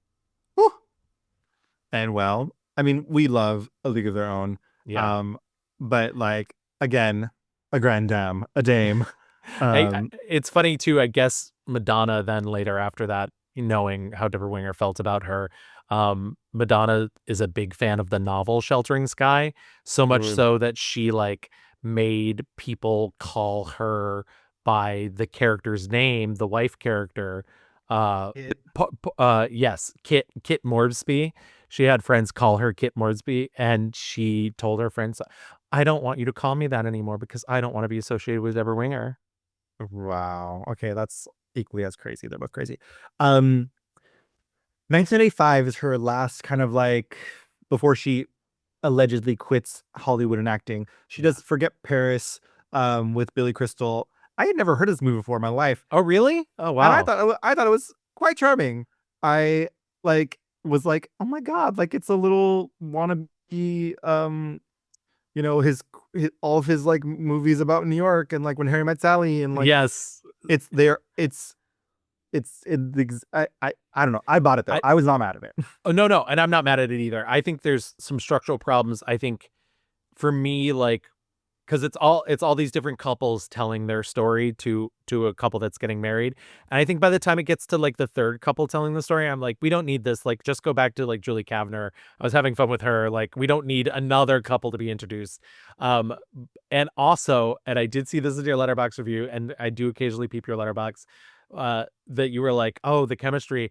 I think what's actually kind of nice about this movie is I don't think there is easy chemistry between them. I think there's a lot of having to work for that chemistry, but I think that's true of some couples. I think, and like, that's why it's so off and on for them, because they really have to like there are people that want to be together and don't have it easy when it comes to how they match up.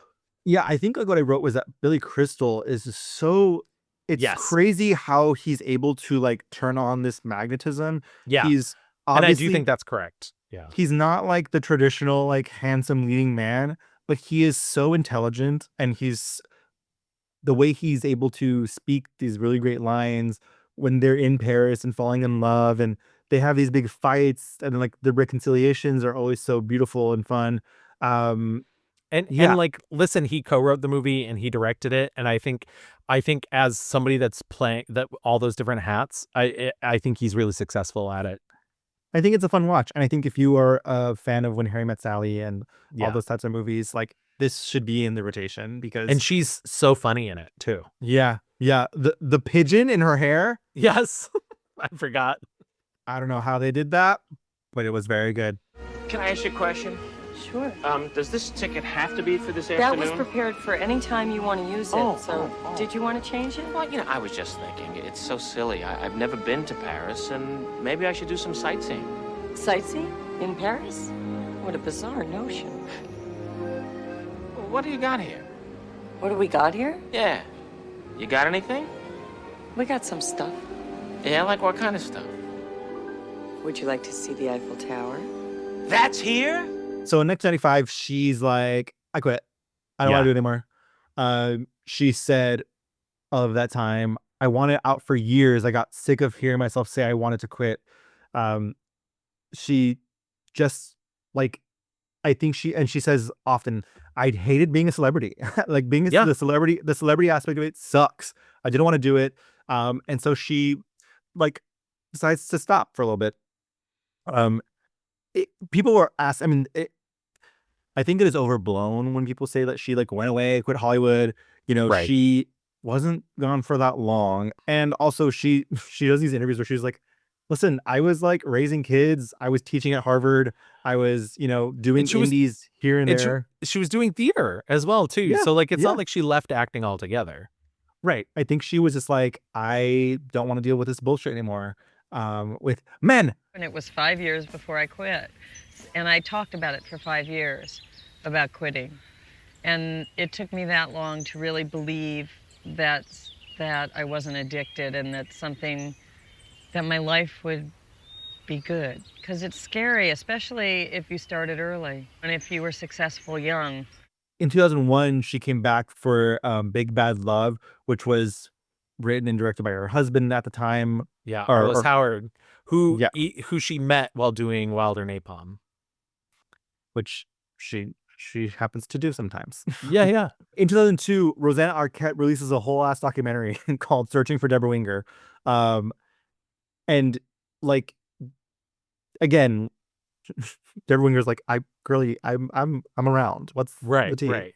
And she like there's like a whole ass phone call in the movie where she's like, I felt like this was a burden on me, and then I guess in a way you've kind of like released me, but like she's clearly uncomfortable with the idea that like the documentary would be named after her. I think this became the safe way, not safe in a bad way, safe in a good way, to keep questioning and keep working for you.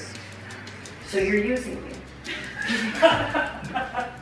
And it's okay. I suddenly felt it's the healthiest way I've been used. Because the documentary itself is about aging in Hollywood, and it's sort of about the lack of an ability to get a good role. And it's so funny because there's literally, I think one of the weaknesses of the movie, even though it's really good content, is towards the end of the movie, there's like a whole almost 15-minute interview with Jane Fonda, which is good. It's good content, but it feels like you're ceding too much time to Fonda for a documentary called Searching for Debra Winger and whatnot. Right. But they were like, we got Fonda, we got to use it. Right, exactly. Fun thing though, so Searching for Debra Winger has not been available for a very long time. You can find it on like used DVDs or whatnot. Or if you just search Searching for Debra Winger on YouTube, it has been put up on YouTube about 4 years ago by last week's guest, Kevin Tudor, for free, because that man is a saint. And he's doing God's work. We love you, Kevin. I'm going to be very honest. The latter work of Miss Winger, I did not get to a lot of it. But we're going to speed through this. So she comes back. Or whatever. After this documentary. She's in Radio, which is like a sports drama that's very sappy. With Cuba it's not Gooding good. Jr. No.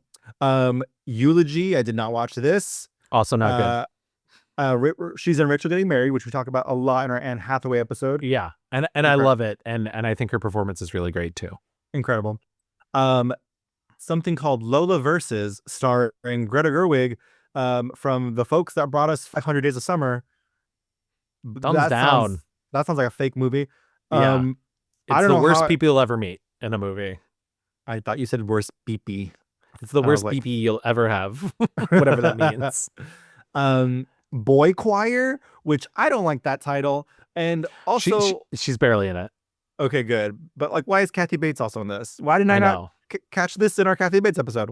And then The Lovers in 2017, which I think was like a straight to Netflix or Amazon Prime thing. And maybe it was, I don't know. I had never even heard of it, and I watched it and I ended up really liking it. So and then Kajillionaire in 2020, which I definitely did see. Kooky Bookie movie by Miranda July. I would say like she's mostly doing like TV stuff now. Yeah, and she's done some like good TV. She did Sometimes in April, which is a movie about the Rwandan genocide, and she's not a huge role in it, but like when we talk about her politics in a moment, you'll definitely understand why. She was in this movie called Dawn Anna that was also directed by her husband Arliss Howard, and I'm sure when it came out, it was very, very heavily advertised as a Columbine movie. But if you do not know that, watching it now, because I watched it, literally, it's like an hour movie about a woman who has like a horrible brain illness and has to relearn a lot of stuff, even though she's raising a family alone. And then literally like the last 20 minutes, she's like dropping her daughter off at school, and like you see the back of one of her friend's jackets that says like Columbine, and it becomes a Columbine movie. And that's what this woman was famous for. Is she did like a speech tour afterwards about ending gun violence and whatnot. This earns her an Emmy, but it's wild. It almost feels like the Robert Pattinson Remember Me moment where he pulls out and reveals it's 9/11. Yeah. And she did the Wizard of Oz in concert, Dreams Come True, with Jewel and whatnot. She got to play the Wicked Witch, and she's a lot of fun in that. That you can find that on YouTube. She was in The Ranch, the Netflix show with Ashton Kutcher. Sure, Yeah. whatever. And also Danny Masterson, who I believe they had to like write out of because he's yeah. Yes. But yeah, and I saw an interview with her. She was being like, "Great, I love streaming services. Like, fuck studios. Like, I Yeah. don't care." So she clearly is into, um, streaming and other ways to make movies. And I don't think she's interested at all in making movies the traditional way anymore. Anyway, um, so yeah, I mentioned earlier during her hiatus, she was teaching a little bit at Harvard. She was a teaching fellow there. In 2008, she wrote her personal recollections in Undiscovered. Yes. Um, Her not autobiography. right. Um, as far as like her politics and stuff, um, I'm just going to read what it says here. She was shown her support for reconciliation between Arabs and Jews in Israel. She visited the bilingual hand-in-hand schools, where in 2008, she said she would dedicate the next bit of my life to these schools. Which, again, I wish she would have just said, I came to Israel when I was a young person. Right. And, saw some horrible things, did some horrible things, and I, want to dedicate. Like, there's a way to, like, reconcile this.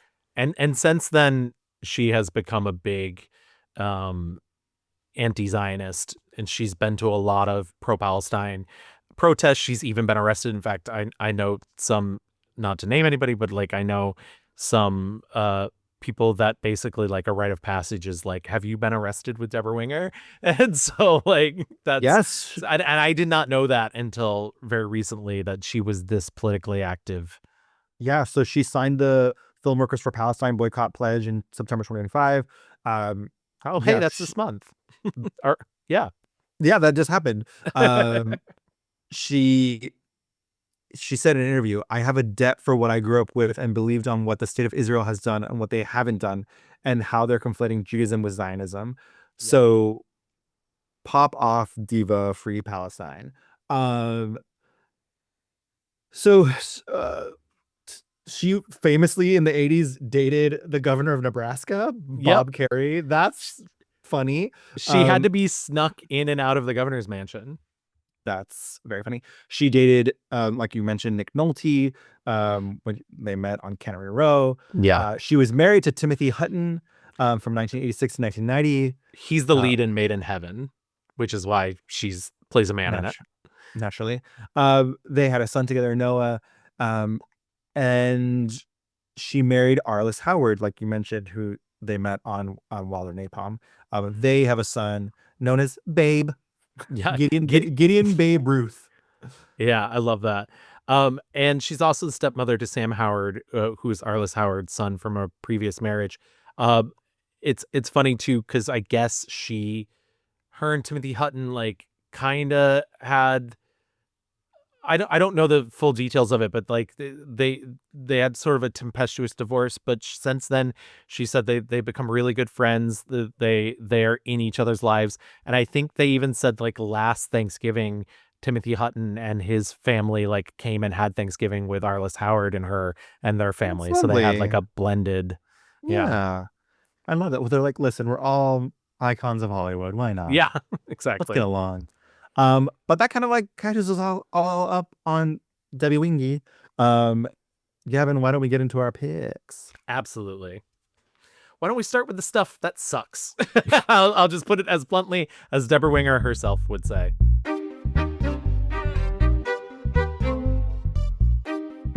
Okay, Gavin, I did the rewind, so why don't you go first? What's your 1-star review? Oh, I cannot think of a worse film. I can think of some bad ones, and there's definitely some bad ones in here, but I cannot think of a worse film than A Dangerous Woman from 1983. I was livid while watching this movie. As you mentioned before, she plays Martha Horgan. She is living with some mental disability. She lives in this town where everybody's sort of taking advantage of her. She works at a dry cleaner that she's immediately fired from because she first, it would be disingenuous of me to say that like this guy wasn't looking for a reason to fire her, because basically this guy's trying to rip somebody off and she's like, no, I have to tell the truth. And because of that, he then is like, well, you've also been stealing, when it turns out her best friend's boyfriend, who is played by David Strathairn, is actually the one been stealing. But he's able to blame her because people just assume the worst because of her differences. Also, they tell us like in a quick line, the guy who owns this place isn't even paying her. Like Right. the salary is not coming from him at all. He just doesn't want her around. Right. She's living with her aunt, played by Barbara Hershey, who is both somehow incredibly underused and also not good in this movie. So it's kind of a twofer for her. Like you said, a drifter sort of wanders into town, played by Gabriel Byrne. He seduces both her and her aunt. And she ends up killing David Strathairn in like a moment of panic, not even realizing what she's done, which once again, this movie is like really inconsistent in her character in terms of like what she understands and what she does not. Turns out Gabriel Byrne impregnated her. She then has to, people say that like, oh, well, if you tell people straight David Strathairn raped you, then, you'll get out. And she refuses to do so. And she wants to have the baby and let the aunt raise the child. This movie is gross. This movie is, or especially as somebody who grew up with a sister who has mental disabilities, I don't want to say I was offended on her behalf, but I was just offended like that this movie would present this woman in this way. It's like a real, like you said, it's like really trying very hard to like say something, but it feels like one of those gross award grabby movies where it's like, look at this person play this woman and look how awful people treat her and how society is against her. I'm sorry. I know how society is against her. I live in that society. Like, I don't need this like fictional account where like everybody's a mustache twirling villain to like point out to me the shitty ways in which people take advantage of people who are different than them. Like it's all baked in. Like that's part of being an American. I don't need this like fictional version of that. On top of that, I agree. I think Debra Winger's actually actively bad in this movie. I think she's like taking every tick, every idea that she can think of as like, what would this person do? How would they walk and whatnot? And like amplifying it to 1,000. And it's embarrassing. It reminded me of the like Simple Jack thing from Tropic Thunder, where it's 100%. Yeah. And so, yeah, I was just very frustrated with this movie. I don't think it's good. I don't think people should watch it. There's better representation than this out there. On top of all of that, by the way, directed by Stephen Gyllenhaal, written by Naomi Forner, his wife, and the kids are in it. Yep, cameos by both Jake and Maggie Gyllenhaal, because that's what I guess what they were doing. It's a gross soap opera, a terrible fantasy, and yeah, I hated every second of it. Do you think I took money? It wasn't me that took money. Getzo did. I saw him. He took it out of the cash drawer. Before you got here this morning, I saw him. I did. I was going to tell Bertie. She should know because she counted it. How much was gone, Bertie? How much did he take, Bertie? I saw him, so count it.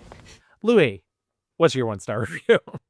Well, Gavin, not to beat a dead horse, but this is also my 1-star review. I thought it might be. I don't think there's a worse, like, it's insult to injury because not only is it a bad movie, but there might be something forgivable in it if she could turn a performance that is at least interesting or nuanced or deep, brings something to the table, adds to the conversation, and it fails on every single one of those fronts. Yeah, it's like she said, okay, I have glasses, and that's crazy. I know, isn't that wild? Couple quick things, like we don't have to stay on this for too long, but like number one, Laurie Metcalf giving the performance that she gives in Desperate Housewives. Yes. When she's like shooting up. That's the one good thing, and the movie fails on fulfilling that promise because the movie literally starts with Laurie Metcalf, who's the minorest of minor characters in this movie, crashing through a front porch, breaking into Barbara Hershey's house and shooting it up because she's in love with the politician that Barbara Hershey has been seeing. Yes. And then also, I just have to say, there is perhaps an interesting thing to explore with, people with mental disabilities. I've been watching a lot of Love on the Spectrum, and I do think there is a conversation about like these adults and wanting to have intimacy and sexual like relation, and how do we navigate that? How do we how do we make sure people know what they're doing and like consent and all those things? There is a conversation there to be had. Yeah. This fucking movie. Yeah, This fucking movie. I believe the last line of the movie before they cut to black is, some people will say he raped her, but others say they won't. And that's it. And I'm like, this is the discourse? Yeah. Like, this man who literally, the tone is so crazy because he is showing her kindness, Yes. but also he is a drunk asshole, has sex with her, impregnates her, then is a drunk asshole and fucks her aunt. And there is this no care here about Right. like what that actually means. And I think that line feels like somebody at the studio was like, we've got to say, oh yeah, this might have been rape, but like also maybe not. Right. Because it's such a throwaway thing. Like, no, they didn't think like in writing this movie, like, hey, it's kind of fucked up that we have like, an adult man like Right. seducing and like, listen, she's an old woman. She's like, this does feel good and I do want to have sex, but like, Right. But there is no situation in which Gabriel Byrne's character, Colin Mackey, is not taking advantage of her because he also is aware that he's doing it. Like Yes. he is Yes. like simplifying, like you said, he is being nice to her, but he's like simplifying the things he's saying because he knows he can get his way because Yes. this is a woman who is susceptible to people being nice to her and assuming that people have the best intentions. Even it's the same thing, I think it comes down to this, like, there are minors who would say, I wanted to have sexual relationships, but it doesn't matter because they cannot give consent. Yes. Even though I think this character wanted to have sex, she does not have the capacity, at least in that relationship with him, in the situation where he is actively manipulating her. Yeah. Saying the right things to get what he wants, and he fully knows that he's not like interested in her in a romantic way, in an actual genuine way. He is manipulating her, and it's a gross movie. There's bad acting, and yeah, it's tough. And it's what's even more tough is, like we said, she got a lot of like notices and like award nominations from like a bunch of Film Critics Society things, which is wild. But I will say, like, if I could put a neon sign above you with an arrow that just says correct, I would, because I think everything that you just said is so good. Cannot believe nominated for a fucking Golden Globe. Not that the Golden Globes are real, but like, yeah. What are other movies that closer to the bottom of the barrel for you? I don't think we even really talked about it, but there's a movie called Eulogy that she did in 2004. It is supposedly a comedy, nary a laugh to be found in this movie, and she plays one of those like she's supposed to be type A and she's really hard to get along with. It's about a family that like comes back for their dad's funeral and turns out he was a fucking loser, but everybody in the family is like kind of a jerk anyways. But her whole plot line too is that her younger sister, played by Kelly Preston, R.I.P., like is a lesbian and brings Famke Janssen home with her, and she's like really homophobic to her. And then you find out like later in the movie that she had like a homosexual dalliance with a Glenn Headley when she was younger. Also R.I.P. Fucking love Glenn Headley. And she like starts this relationship with her at possibly the cost of her like marriage with her husband, who I think has one line, and her children who have no lines in the movie. It's it's a fucking mess. And like Hank Azaria's in it playing Zooey Deschanel's father. Explain to me the genetics of that. And also I can't think of his name all of a sudden. Ray Romano is also their brother. It's bad. It's just bad all around. No jokes to be had in this movie. Yeah, hate it. It sounds like the like somehow worse version of already a bad movie, the Tina Fey, like Jane Fonda Yes. funeral movie. The movie about This Is Where I Leave You. This Is Where I Leave You. It is. It's actually, yeah. And to make it like even worse, that like at least This Is Where I Leave You has like the actual like Jewish thing of Shiva to like hang it on. This movie doesn't have, because it's like they're Christian but they're not. So like I was just like, this. It's like, why are we hanging out sucks. here, guys? Yeah. All of you stop.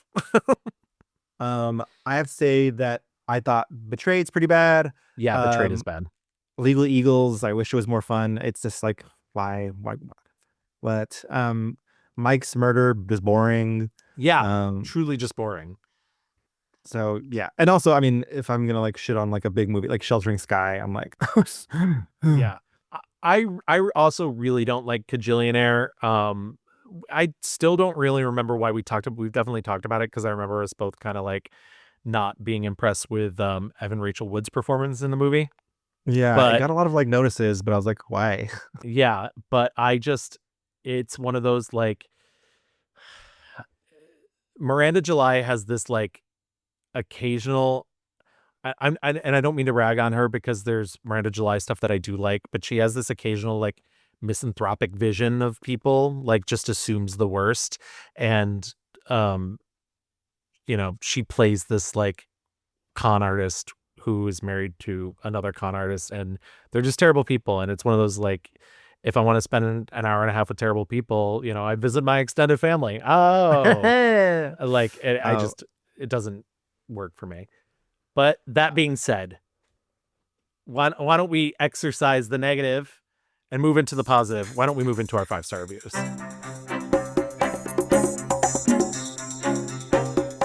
Gavin, what do you got? What is your 5-star review? Is this going to be a twofer? I think it has been, and always shall be, 1983's Terms of Endearment. Terms of Endearment fucking rocks. It really, really does. And you wouldn't think it would, because it does feel kind of soapy in a way, because it's really about a mother who is like maybe a little too obsessed with her own daughter, maybe a little too conservative when it comes to her daughter, and a daughter who is like maybe clashing with that mom because she has always wanted that freedom, and she's always wanted to be a bit more liberal than her mother. And this generational clash, I always forget that so much time passes in the first hour, and it's a like over 2-hour movie, not by much. It's like 2:10 or 2:13 or something like that. But the first hour literally encompasses 15 years or more, because it literally starts with Debra Winger as a baby. Yeah. Yes. But like in terms of the main plot, like 15 years go by and you don't even realize it till she's like on the phone, where she's like, Jack Nicholson's been her neighbor for 8 years and whatnot. And you're just like, holy shit, so much is like sped through. They edited the shit out of that movie. Yeah. Like, and it's like tight. It's so tight. It's paced so well. And she has frequent arguments with her mother. Her mother doesn't even go to her wedding because she does not like Jeff Daniels' character. She thinks she's marrying below her class and whatnot. And he's a teacher. and it's moving back and forth between these two characters. Shirley MacLaine has this kind of like lonely, but also like this kind of high-minded like society woman's life.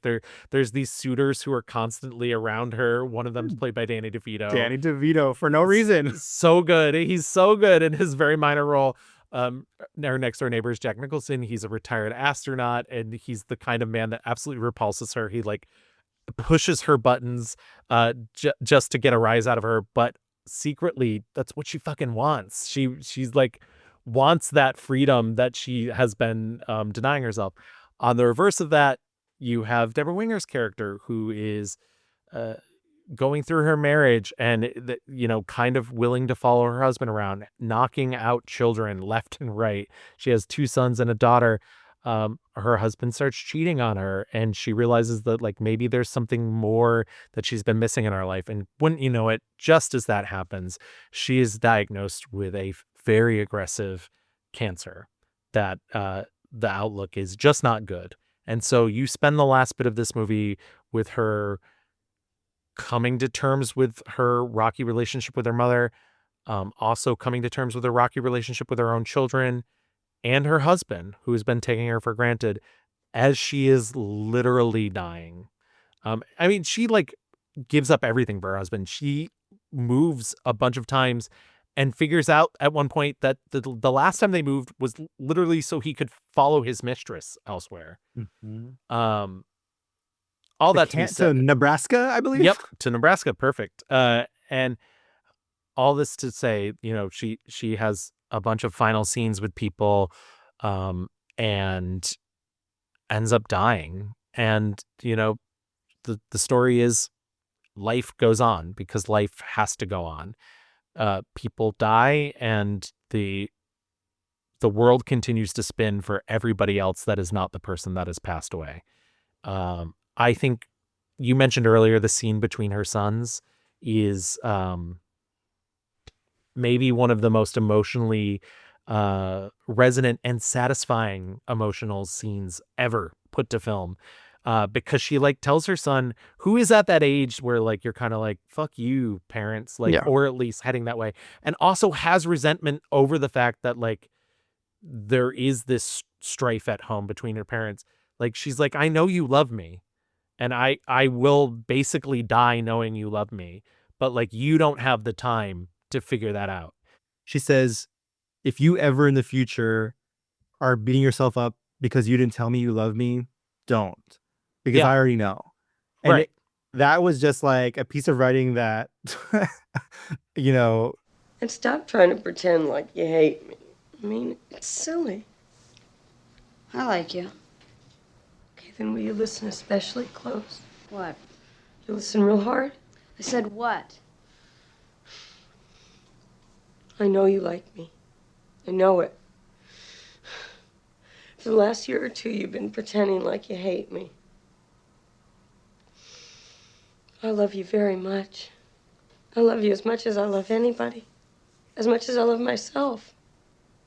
And in a few years, when I haven't been around to be on your tail about something or irritating you, you're gonna remember. You're gonna remember that time that I bought you the baseball glove when you thought we were too broke. You know? Or when I read you those stories. Or when I let you goof off instead of mowing the lawn. Lots of things like that. And you're gonna realize that you love me. And maybe you're gonna feel badly because you never told me. But don't. I know that you love me. So don't ever do that to yourself, all right? Okay. Okay? I said okay. And it works. That scene works so well because you've got the two brothers and the foils for each other are so good. The older one, who is a little shithead, kind of angry, you know, in that moment, and then the younger son, who is just devastated, like really, Just really weeping. Yeah, and he's like, he doesn't understand why his older brother is like mad, and the two of them together, and then Debra Winger, who was like this sun in their solar system, just holding it all together. The line where she says, I think this went really well. I was worried about it. Don't you think it went really well? And the little weeping boy, through tears, nods. It devastating. Yeah, Just truly devastating. Yeah, maybe one of the best, like, it's really tough when you're making a movie like this because I think it's very easy to lean into telling you how you should feel. And I think things like that, I think this went really well, that like almost disarm are really nice because then you're like, how do I feel about this?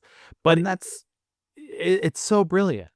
Yeah, that's the magic of the movie though, because at no part are you like sure, like, do I care? Like, is Shirley MacLaine an asshole to her? Is she the asshole? Like, it's a very emotionally complex and complicated movie about people who do love each other, but have these like really hard relationships. I mean, like at the end of the day, these two women like love gossiping together, and like even though they Yes. drive each other insane and mad, and the same thing with like Flap. It's like God, like I can't believe we hurt each other so much, but I'm so happy that we're happy right now. It's the sequence where she goes to New York and her best friend like is now living a different life with different people. Like it's Yeah. just all these like really complicated, things. It's such a like kaleidoscope puzzle box of a movie that somehow miraculously sticks the landing.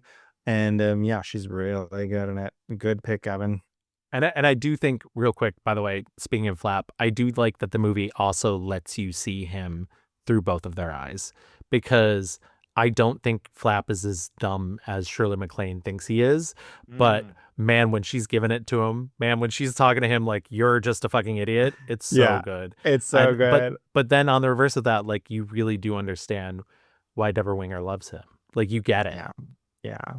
Oh, so good. This is like a Steel Magnolias ass movie Yeah, with just like I think that's why it was kind of a staple, because my mom also really loves Steel Magnolias, and yeah, emotional women popping off, really good.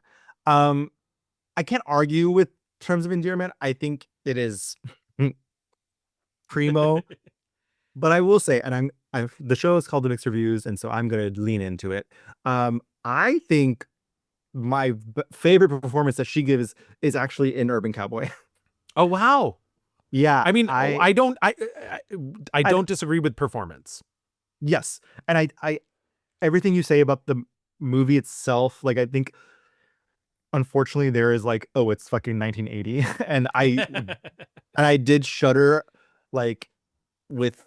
I mean, she gets hit quite a bit in this film, but there is something of that really locked in on you when she was. The movie is beautiful. It's a beautiful movie, and I do think there's a lot of montage, but I was like, my God, to be dancing and making Yeah. out with like someone in like this honky tonk, and like it's captured so beautifully. I think this movie is just like a fucking vibe. They put the music front. Is that Bonnie Raitt that it was just singing on stage? Like The there's fucking devil went down to Georgia, and they basically do the whole song, and it's a long song. Yeah, and the Gillies. It's this movie is Yeah. like a mood piece about Gillies, which is Yeah. this bar, the largest bar in America. And It's they like a have- warehouse. Yeah, and they line dance and square dance, and they have this punching bag machine to like so the cowboys won't hit each other. And then they get this mechanical bull. I like it's funny, like people love a competition. They just want to like, and so this movie revolves around John Travolta's character who, moves from like the country to it's like outside of Houston, this town called Yeah. Pasadena. His name's Buford, but they call him Bud. And he works at the oil refinery with his uncle.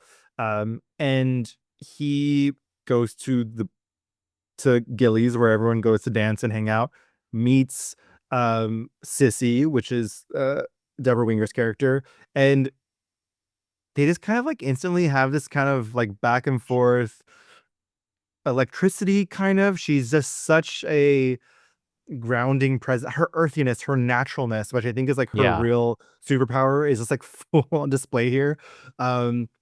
They dance. They have a really hot night of making out on the dance floor. Get married within like a week, and I think their wedding montage is so fun and so Yes. beautiful. The like And she looks great. pictures, she looks great. They have this like fight outside of like a restaurant, and they're literally wrestling in the mud, and then they get into the truck, and then he's like, "You want to get married?" and boom, they just do. Yeah, the movie is like a little bit ridiculous because it's like the movie I think takes place over 2 weeks or something, and they get married. They like are about to divorce maybe later because this spooky creepy guy comes into town, and he's like a really good mechanical bull rider. A lot of the plot revolves around how good of a mechanical bull rider can John Travolta be. There's a contest around it. There's like, miscommunications about they love each other or not. There's Right. Pam, who is like the rich girl who lives in Houston. She's an uptown girl. Yeah. There's that whole, I will say, I do love the exchange when she's like, did you just do this to make your wife jealous? And he's like, yeah. And she's like, okay, let's go. Yeah. I mean, the end where she's like, you don't love me and I don't love you. But if you ever want to make your wife jealous again, you know where to find me. Yeah. Pam. Pam. It's a sexy movie. It's and they're both very sexy in it. They're both very sexy in it. I just think, Sissy, even though I think it's easy for us to judge this movie through our lens, I think there's a lot of reality here for people who grow up in rural Texas, who are poor, who are, the thing you do when you're like young and hot, like you get married, you start having kids. Like I will say, I will give the movie credit for the arc of John Travolta. A spoiler alert, his uncle dies in a accident at work with like fucking lightning or thunder, whatever. Before he dies, though, he tells him like, you have to swallow your pride. Yeah. You cannot. And so there is this like arc of him being like, what you think about is being a man is not really the thing. Because him and his wife are so lovely, and they're like a Dolly Parton contest, like lookalike contest. I do love the Dolly Parton lookalike contest. Yeah. Yeah, there is just a lot to love here, even though there are some, aspects of the movie that aren't as strong. I think the core of her and John Travolta though is just so powerful. And I just love the electricity that she brings to it. I think she feels very natural here. I think she just feels so in her element. The scene of her on the bull when she's like trying to like fuck him up by like basically humping the bull. So hot. So hot. I was scandalized. Bud, will you just take off your shirt? Just get away from me. I don't need your help, and I don't want your help. You're showing off on that goddamn bull no more neither. I wasn't showing off. What the hell you call it if you don't call it showing off? Huh? I call it riding it. Oh, just riding it, huh? That's right, riding it. I'm gonna ride it again and again as much as I want to. No, you're not. You think you are, but you ain't. You're not my daddy. You can't tell me what to do. Well, look, I'm the next best thing to your daddy. I'm your husband. I say you ain't never riding it, ever. I think you're just jealous because I can ride it better than you. I'm what? In the end, they get together and it's all good and fine, and he wins the contest. And it's like a kind of, for a movie that's like a little bit slight, it is such a perfect like slice of Americana that I think was groundbreaking and culture defining in the moment. I read somewhere like this movie was the reason why like there was a revival of country music popularity in the country. Like there's a lot here. It had a huge impact. And this will just be real quick. Can I give it a compliment on filmmaking aspect as well too? Because we have both said that this is a very beautiful film. One of the things I think has been lost. A lot of people when they talk about like a sense of place, I think there's talking about the writing of a movie. But I think this movie also does a really amazing job. Gillies itself, like I feel like I could walk into Gillies and know where everything is. The movie lays it out so beautifully throughout the film that like it never at any point, and like that being able to know a space, being able to establish a space and like as a physical location, especially something that big, is a difficult thing. And I don't think people give enough credit to like people don't think about filmmaking when they watch a movie, and that impressed me so much when I was like oh, I really understand Gillies. Yeah. So yeah, I think again, Terms of Endearment is a colossal achievement in writing, filmmaking, acting, all the things. But when I watched Urban Cowboy, I was like, oh, this is why she is who she is. This is she popped off. I am glad you picked it because like maybe I'll give it another shot through different eyes at some point. But listen, Terms of Endearment will forever stay with me. Other things that we liked, Evan, I do think An Officer and Gentleman is worth watching. I think she is very good in it. I think somehow these people stumbled into like the right formula of her and Richard Gere and anxiety around the Vietnam War and like suicide, like caution in that area. Like there's a lot of it in this movie. not a lot, but like enough. Enough. Like certainly enough. I enjoyed watching that film. I just real quick, obviously Rachel getting married. We've talked a bunch about Rachel getting Yeah. married, and her role is very small, but I love that movie and will always love that movie. Cannery Row was a real surprise for me, especially because it didn't get good reviews, but I was very charmed by it, and I thought her chemistry with Nick Nolte is really great. And there's like a hilarious dance scene in the movie, and honestly, like a dance that just gets weirder and funnier as it goes along is one of my comedy soft spots. And I know that's a very specific comedy soft spot, but this movie scratched that itch. And The Lovers, which came out in 2017, very underrated. And I don't even know how I feel about Azazel Jacobs, who wrote and directed it. I didn't really like his last movie, Three Daughters or whatever, but this worked for me. It's about a couple who's like been cheating on each other for a very long time. They have like long-term extramarital affairs, and they suddenly start being attracted to each other again, and so it's like they're cheating on each other with each other. And Love it's her and playwright Tracy Letts, who is also an Husband amazing of actor. Carrie Coon.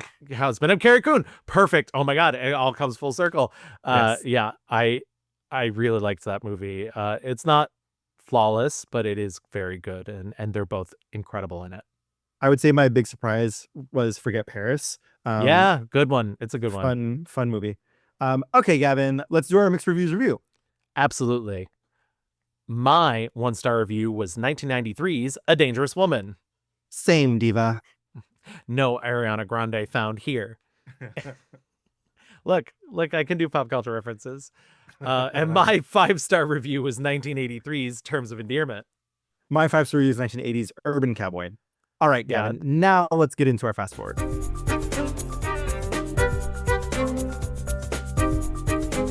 The 80s really was her era, and I almost think that she's probably like, I feel like now she's like actually kind of done. I'm sure she'll pop up in other things. Like you said, she's doing a lot of TV.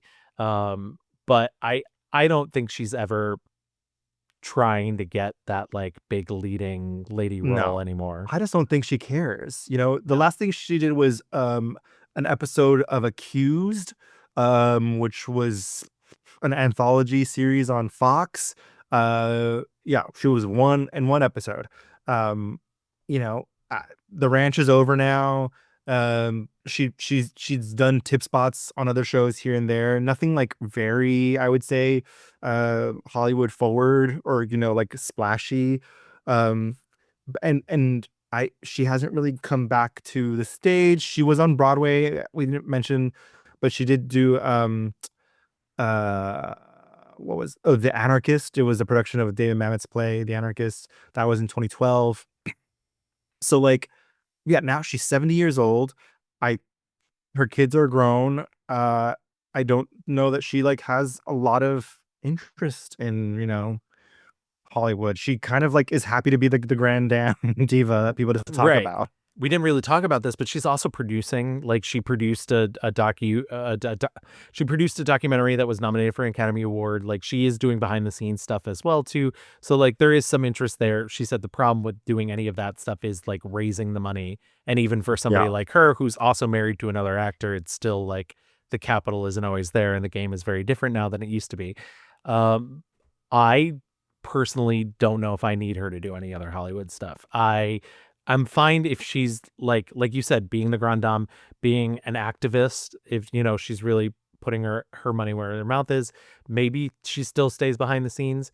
But I think she's good. I think, you know, like you said, I don't think she cares. So I think she thinks there are deeper callings in this life than doing this anymore. 100%. And I think that's part of like the reason why we were so attracted to like those earlier films is like it's just like natural. It was like this, like she was not yet jaded by the horrors of making films and working with fucking all the celebrities and doing interviews and all the extracurricular things that are associated with it. Trying to maintain a weight to make yourself, you know. Oh my God. Yeah. And yeah, I think like I would be happy if she was come back for like another Rachel getting married type thing where it's like an independent thing, which clearly she's more into now anyway. But I forgot to mention this earlier. I was thinking about how in Urban Cowboy, when they're on the bulls, her and John Travolta, and I was thinking about like, could Sydney Sweeney do this, or would they like do some CGI nonsense? Like, Yeah. because and it looks crazy. Like she not only does the sexy thing, she does like a real, like whipping, bucking, all the things. And I think I read also somewhere that like said something to the effect of that in her heyday, she was like the Jennifer Lawrence of, Hollywood, where she was doing everything critically acclaimed, very, varied career. And I love Jennifer Lawrence. I think she's a great actress. She's done amazing things. But I was just thinking like now, specifically now, if Sydney Sweeney is the girl of the moment, I just don't know, like the physicality of something like Urban Cowboy seems really hard to do these days.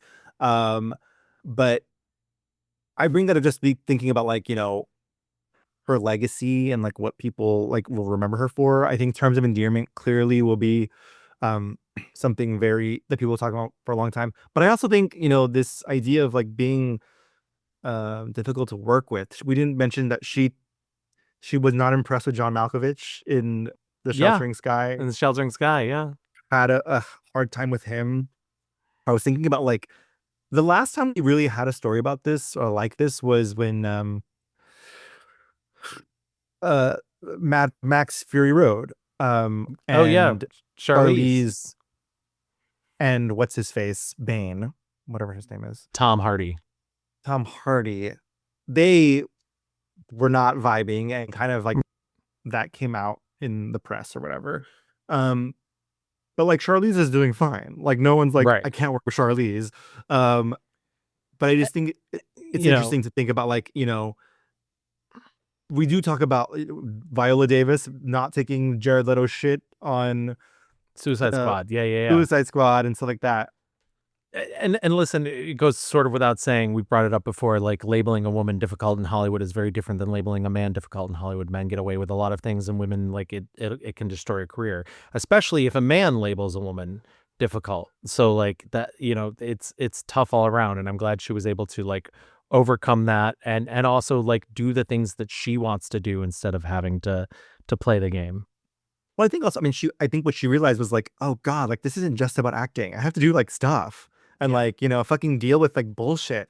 And I'm not going to be like a little wilting flower girly. Because even though, like we said, she was doing whatever it took to get in front of people, I don't think she was like, pick me. Like I'm just like a little baby. Like she was not that girl, Like she was, what she was doing was like, how are you going to tell me no? I am as good like as I say I am. And someone mentioned like, she was like Marilyn Monroe. Like when something happened when the camera was on her, she lit up and the camera just loves her. And there was different directors who said like, when I saw her in screen testing, like, or in person, like I didn't see it. And it wasn't until like, on the screen and I was like, oh, it makes sense here. So yeah, I think she's good. I think like her contribution to film history is like solid and set. Yeah. She never won an Oscar, but who cares? Right. It's an honor just to be nominated. There you go. I deserve this. Like you just said, I think that wraps up Debra Winger. But if you want to give us the accolades you think that are good and coming to us, you can always find us on Blue Sky at The Mixed Reviews. You can find us on Facebook. Just type in The Mixed Reviews. You can always write us a little email at reviewsmixed@gmail.com.